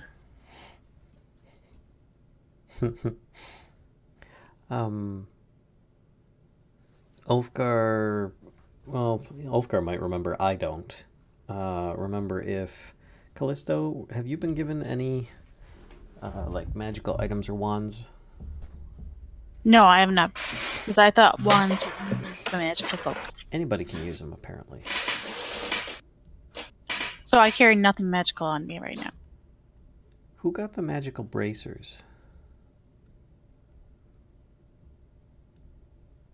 Bracers? Valia? I thought that we had like a ring of protection or something like that. Was it Oh, say that again? a ring of protection? I thought. Oh, I might have gotten that because I boosted some stat last time. All right, then. Ulfgar is going to produce 2 wands at this point and say, I figure that it's best we spread it out, and as I'll be busier with a few other things, most likely, if we run into a combat, it might be best if you two, and he holds the wands out to Kellisto and Aelia, are in charge of these, just in case. And he hands the Wand of Paralysis to Kellisto. And he hands the most recently obtained Wand of Fear to Aelia. Cool. And Ulfgar keeps both of the diamonds. Oh, Oh, controversy. you should put those in that bag. I should. Well, if the concept of communism existed in this world, I think that Aelia would think nothing of it because she would just assume he was keeping it for everyone. Which he's been storing everybody's funds the entire time until we got the bag. But at this point, he still has them. And he shows that he's got them. So he says, I've got these. He's not just like putting them in the bag or anything like that. You can't give everything to Valia, so yes, you should hold on to them. Yeah, that was kind of Valia his thinking. disagrees. It's all mine. Speaking of, Ulfgar still has the other half of the gold. We only put the purse in there, so.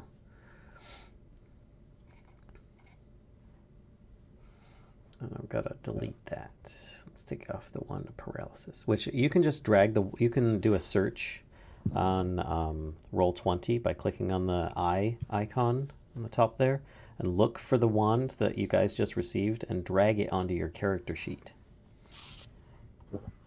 And you then can click on it as an item in your inventory, like as an attack or something like that. I believe if it has an attack. Mm-hmm. So what's the decision? You heading over there, or? Yeah, we're gonna go ask her about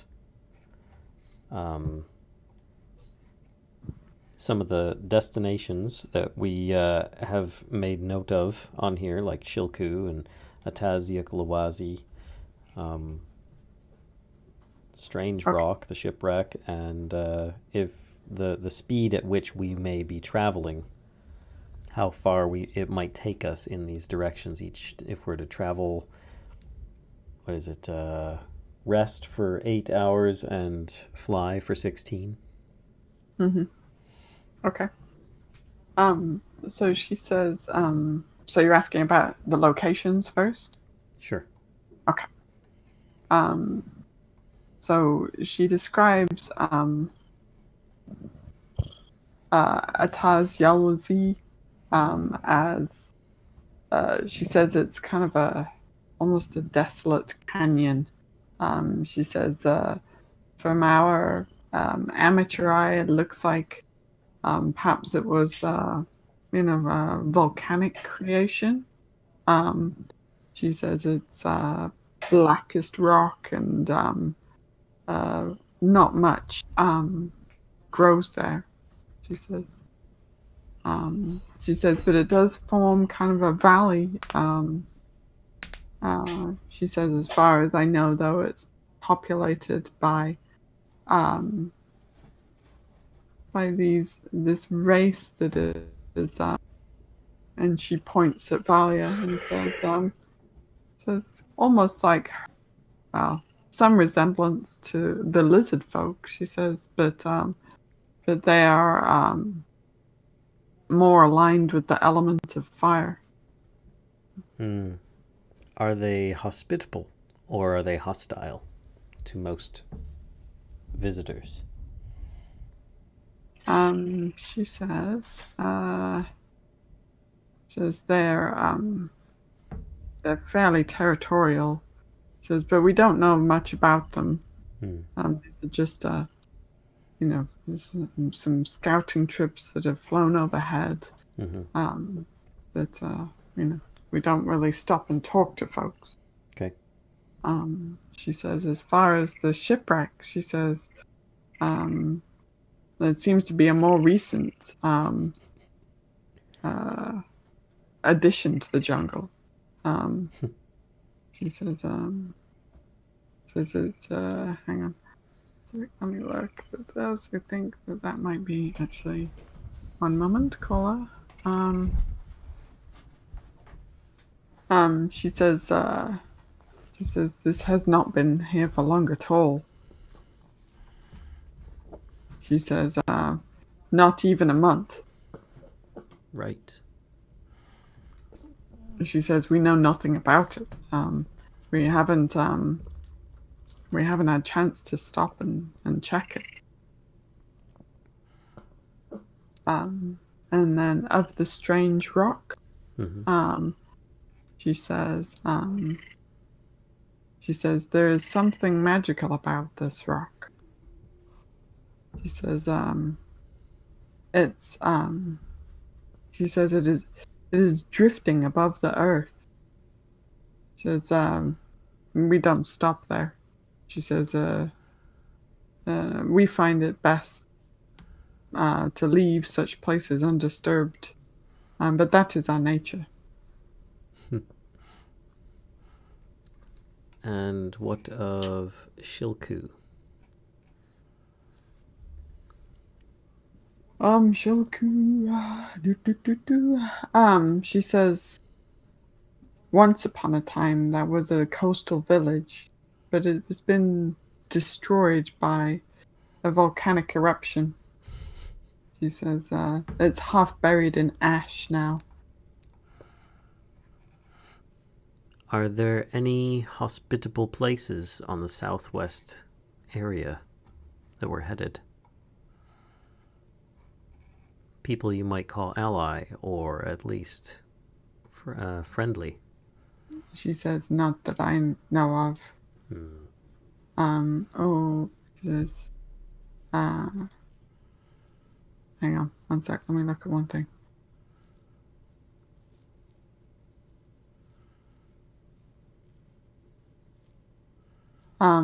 She says, in the foot of the Cobalt Mountains. She says, "This might be of interest to you, Ulfgar." She says there is. Hang on one sec. Let me read.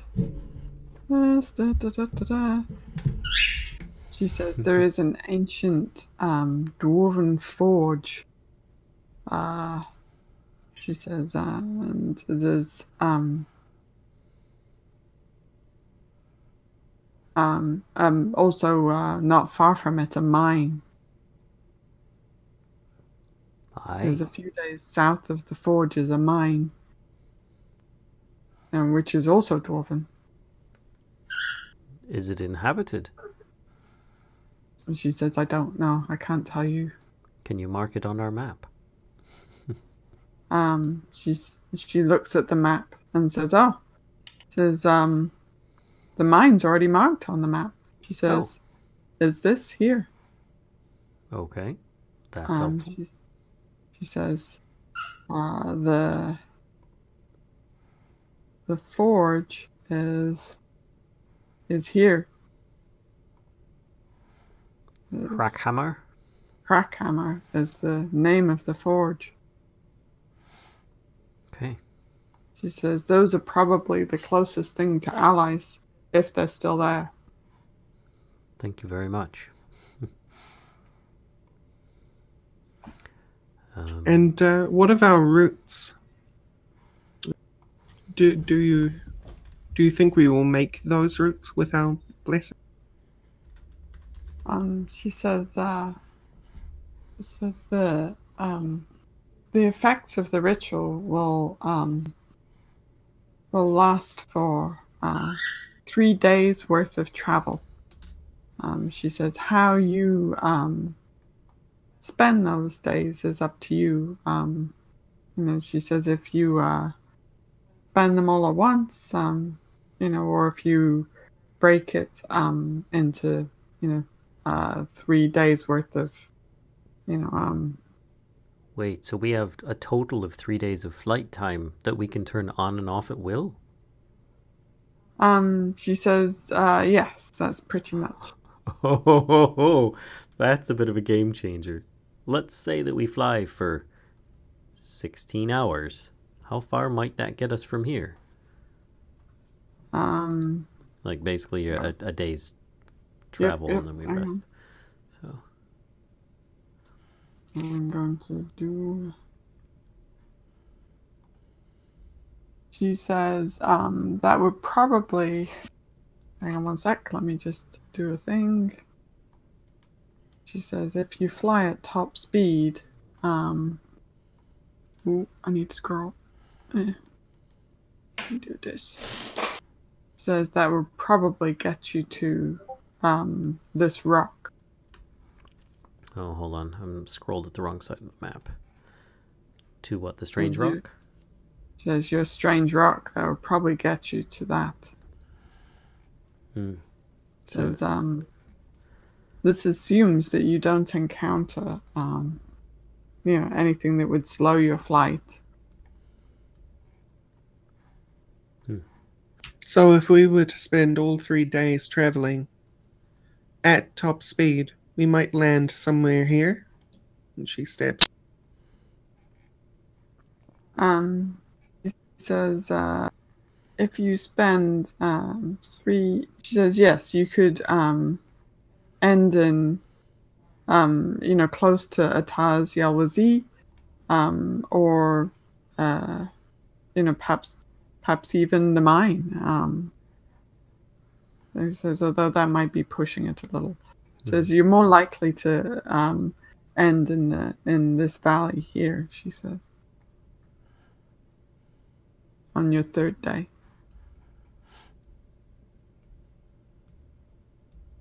So I guess we've got a decision to make then. We could potentially make one of our destinations along the way to Raznasi, or we could try and make all of them. The Strange Rock, the Shipwreck, Atazia Klawazi, continue on to Hrackhammer and the Mine, and then try and head our way through the Valley of Lost Honor to Raznasi. Well, unfortunately, Ulfgar, I think it might be dangerous to check those out without securing allies first. So I say, at the very most, we don't stop at those places and we continue on as close as we can to... As close as we can to what? Hrakhammer. And she points at the dwarven forge. Well, we could skip Atazia Glawazi and just try and head as far as we can to Hrakhammer, easily stopping at the strange rock and the shipwreck. That's almost a straight line.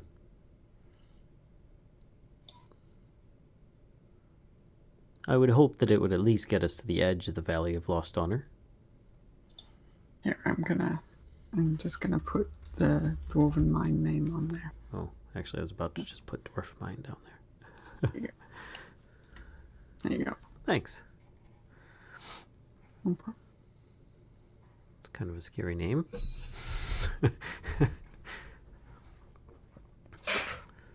So, making it to the Strange Rock's about 100 miles. Hrakhammer itself is 290 as the bird flies. We could do this, and then what is it? To here.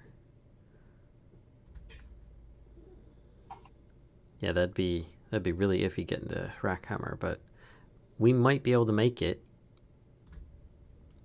I mean, if it's 100 miles in like a 16-hour straight line-ish flight, we might be able to make that. At the very least, it'd get us very close. And then we could continue on down through the Valley of Lost Honor. Any idea why it's called that, by the way? No. Into the Raznasi area.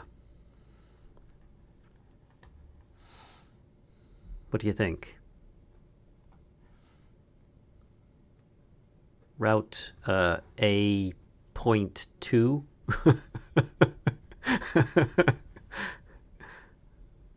I can freehand it so it's like, oh, that's instead of freehand, I can't do straight lines.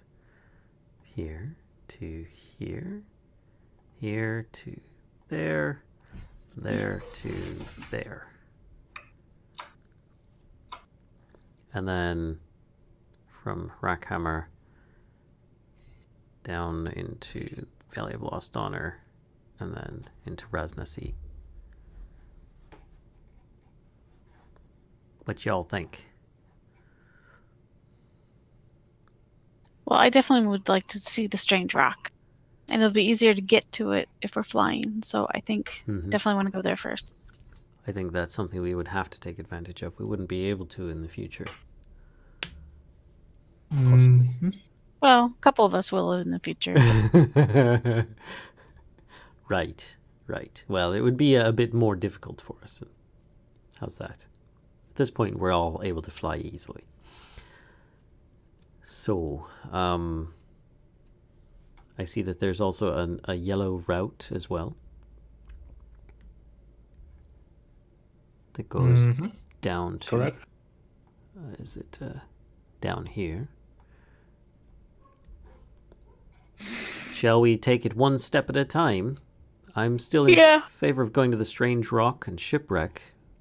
Those seem to be of good use, and then we can determine how far we might be able to fly with what's left. Sounds good to me. One last question. Is there anything that, like a warning sign before our flight runs out, or will we just mid-flight suddenly plummet? She says no. She says, in the last hour you'll feel it weaken. Aye. So you have time to come in the safe land. Okay.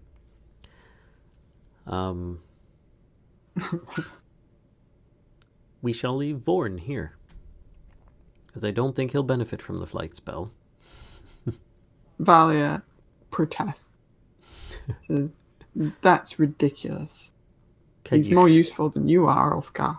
I don't think that it'll fly. Do you think that you could enchant it to fly as well? Ashara shakes her head and says, this is something I cannot accomplish. Says, well then, I see no reason why we can't at least attempt to repay their kindness by gifting them this temporary guardian until we return. And he holds his hand out and says, Valia, if you'd be so kind. She says, I'm not giving it to you. I'll give it to her. She looks at Ashara. It's like a long, hard look.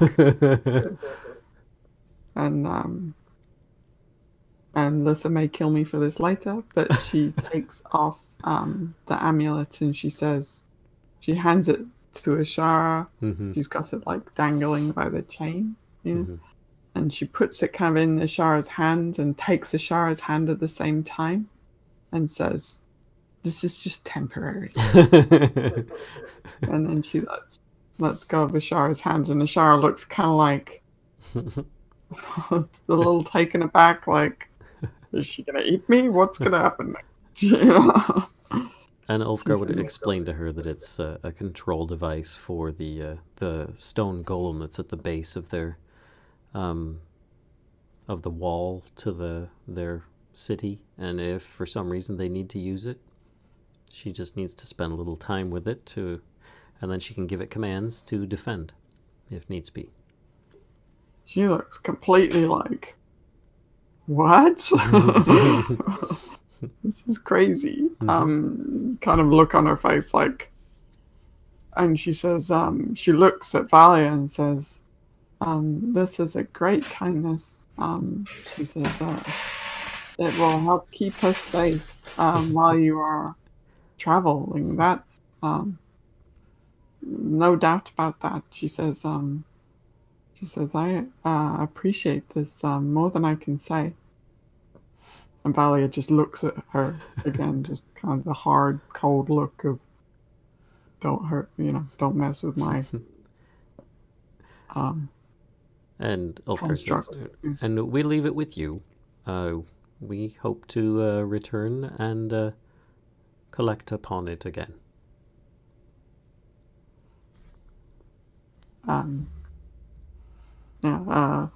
Ashara is just kind of like looking at the amulet and nodding, while you're saying that. She hands the amulet over to one of the other Aarakocra, and you see Valia is like watching it magnetically, like her eyes are just drawn to this amulet, like who's got it now? Like she's keeping close eyes on it.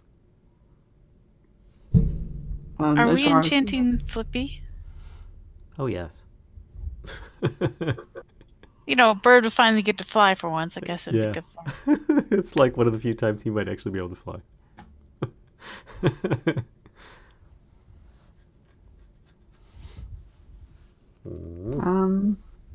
Okay. Yeah. So, Ashara says, so are you ready then? Are you settled? I am. Everyone else? Sure thing. Ready as ever, I guess.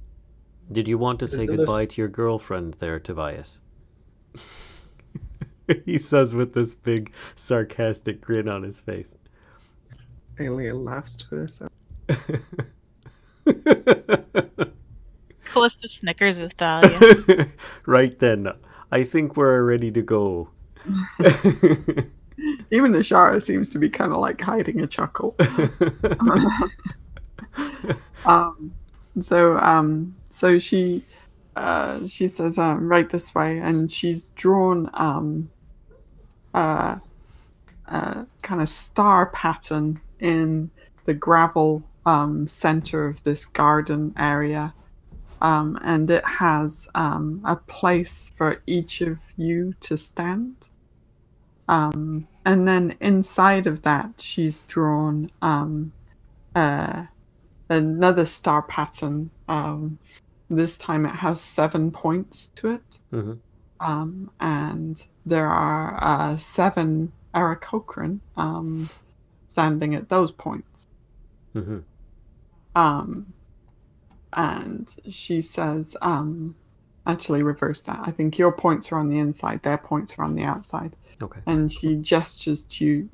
She says, please take your places. And Valia kind of shuffles Flippy forward and tells him to sit and stay and gives him some dried fish. Okay, you got to stay very still, she says to Flippy. And Flippy's like, nodding. And then Valia and Dragonbait is kind of like giving off like the scent of what is it? It's a little bit of brimstone and a little bit of like ham as well. Like he seems just generally kind of he's got this look of like, I'm not too sure about this on his face. And Artis is like, in for a penny, in for a pound, I guess. This is especially with you lot. And takes a point on the star as well. Ulfgar, as he walks up to his point, talks to Artis and says, well, think of it this way. This should help put a bit of distance between us and them. And he kind of raises an eyebrow as he looks intently at Artis. Artis says, fair point. Says, I'll take it. Let's do this. Got a toasty pug here. Everybody else kind of take their point. Anything else you want to do before we do? Or at least I do.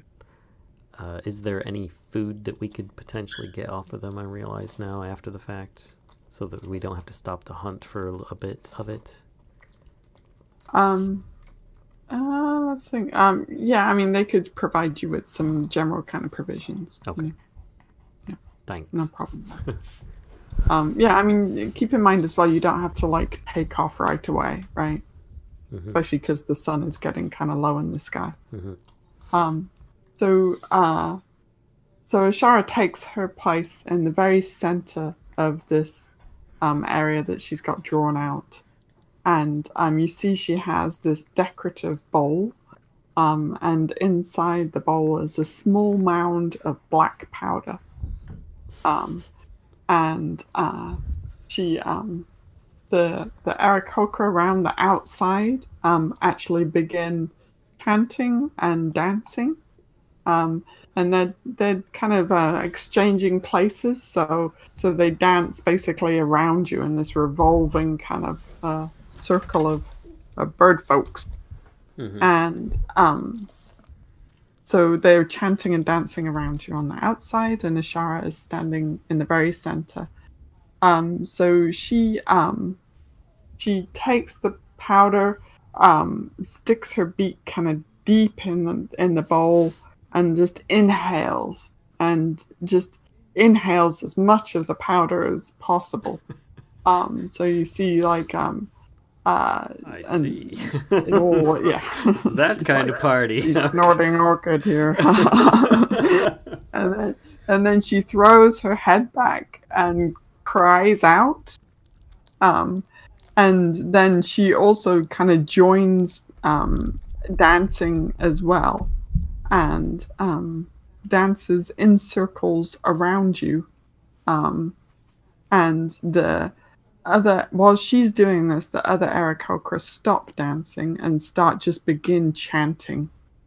And they're just chanting. So it sounds like very kind of almost like religious, right? Like a kind of monks chanting. So this goes on for a good kind of like 7-8 minutes. And Ashara is just chanting and dancing and weaving her way in between you all. And the Aarakocra on the outside are now kind of kneeling and chanting.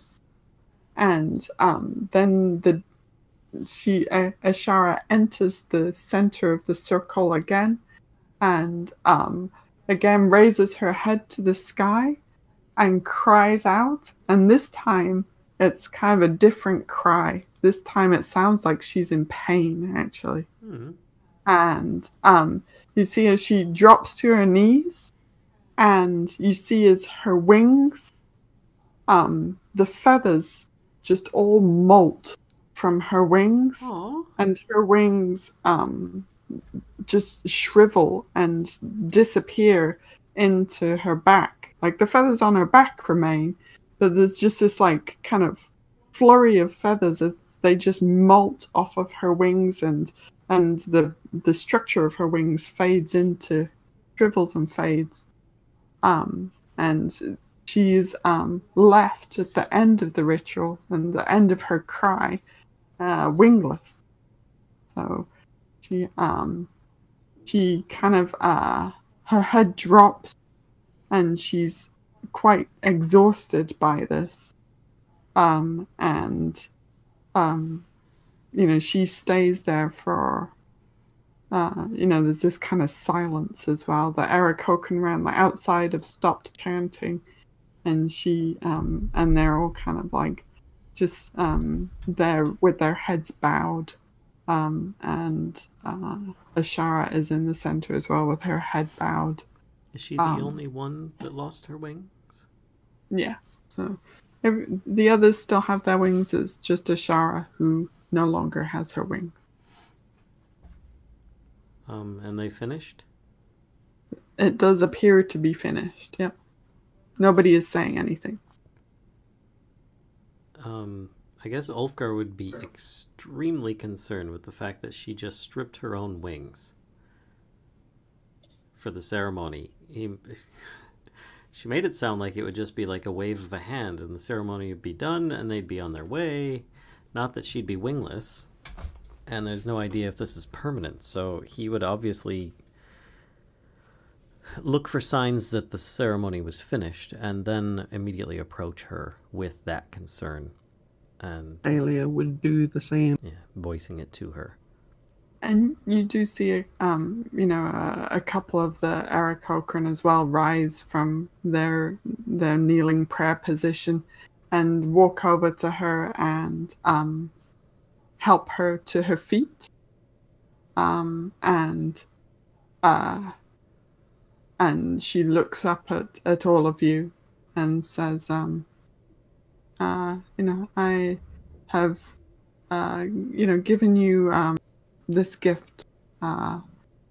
Please use it wisely, she says. And there's a weariness in her voice, this has taken all of the energy that she had kind of for the day, and she kind of put it all into this ritual for you guys. And she says, she sees your faces, Aelia and Ulfgar, and she says, do not be concerned. She says, after you have used the time, the 3 days of flight, says, my wings will return. She says, but, the sooner you can make that happen, the better. She says, kind of like almost joking a little bit. Okay. With great concern in her voice, she thanks Ashara deep. Mm-hmm. Ulfgar would probably be very teary, if not having tears come down his cheeks at this point, at the unknown sacrifice that she was making for them, and not expecting someone to sacrifice their own limbs for a few days, specifically the wings of her people that allows her to get around. So yeah. The fact that, she's got a lot of faith in us. Okay, let's not mess this up.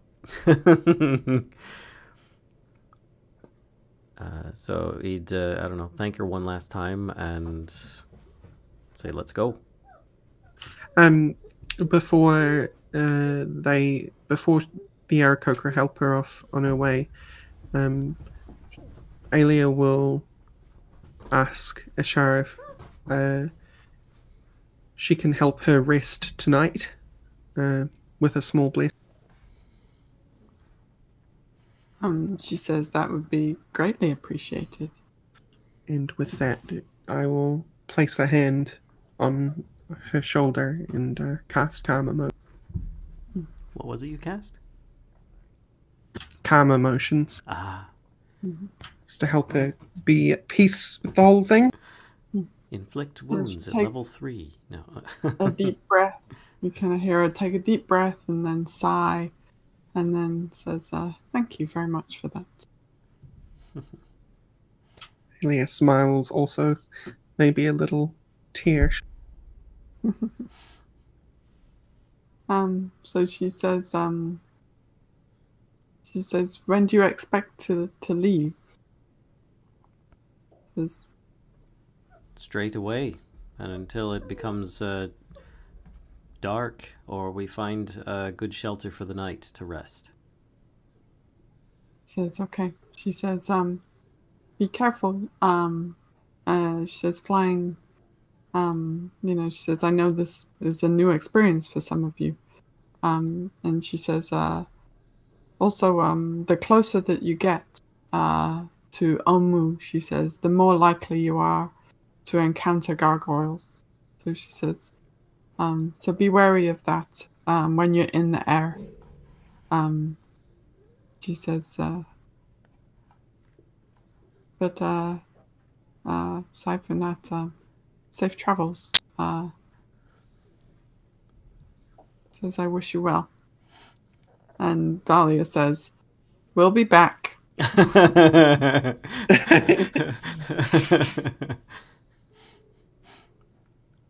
kind of pipe up and say, if we don't lose the flying, shouldn't we just spend the night and then leave in the morning?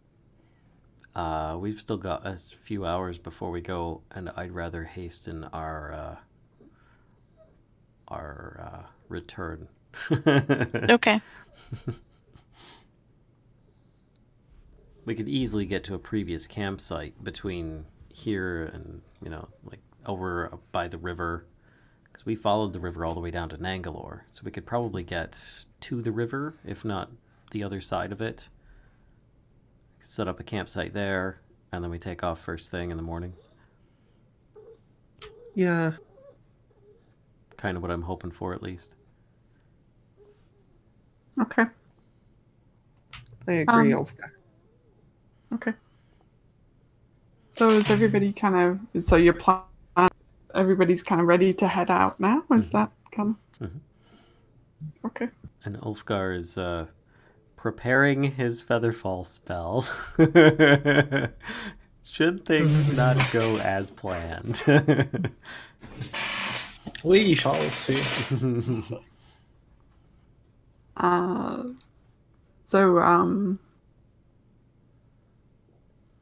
So I have to ask, Tobias, would you have taken part in the ritual? I probably should have asked that to begin with, but would you have taken part in the ritual, or would you be... Yes, because Arokh will be... I can just recall Arokh at any point since I leveled up. Okay. And he can fly further without me on his back. So Okay, gotcha. All right, cool. All right, so then I think we'll leave it with you taking off from Kirsabal. Got all your bags packed. They've given you, food for your travels, as much as you can carry, as before it, spoils, kind of thing. So they've given you plenty of food. Kellisto, some of the monks slip you an extra bottle of Tej, just kind of like, and say, when we get back, we'll party again, kind of thing.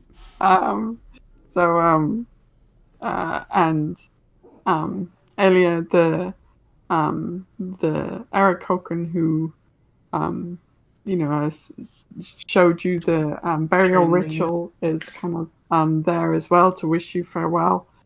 So there's this whole kind of little group of Arokh who are gathering around you as you as you depart. And there's this kind of like pride, actually, that you're flying now as well, and that they don't have to, do lift service for you anymore down to the ground or anything like that. So so there's this little group, and they're quite prideful about. We're fledglings leaving the nest. Yeah, they're quite happy with what they've been able to provide you with. So they all are kind of there, and they say, just they advise you just to, kind of use your will to fly, and you can like Superman it if you want to, but otherwise, no flapping is needed, and yeah, they're there to wave you off as you take off, and you see them all waving from below as you glide into the late afternoon, early evening sky, towards heading towards Nangalore. So as we take off, yeah. Ulfgar would like to cast Major Image to do some firework displays as we leave.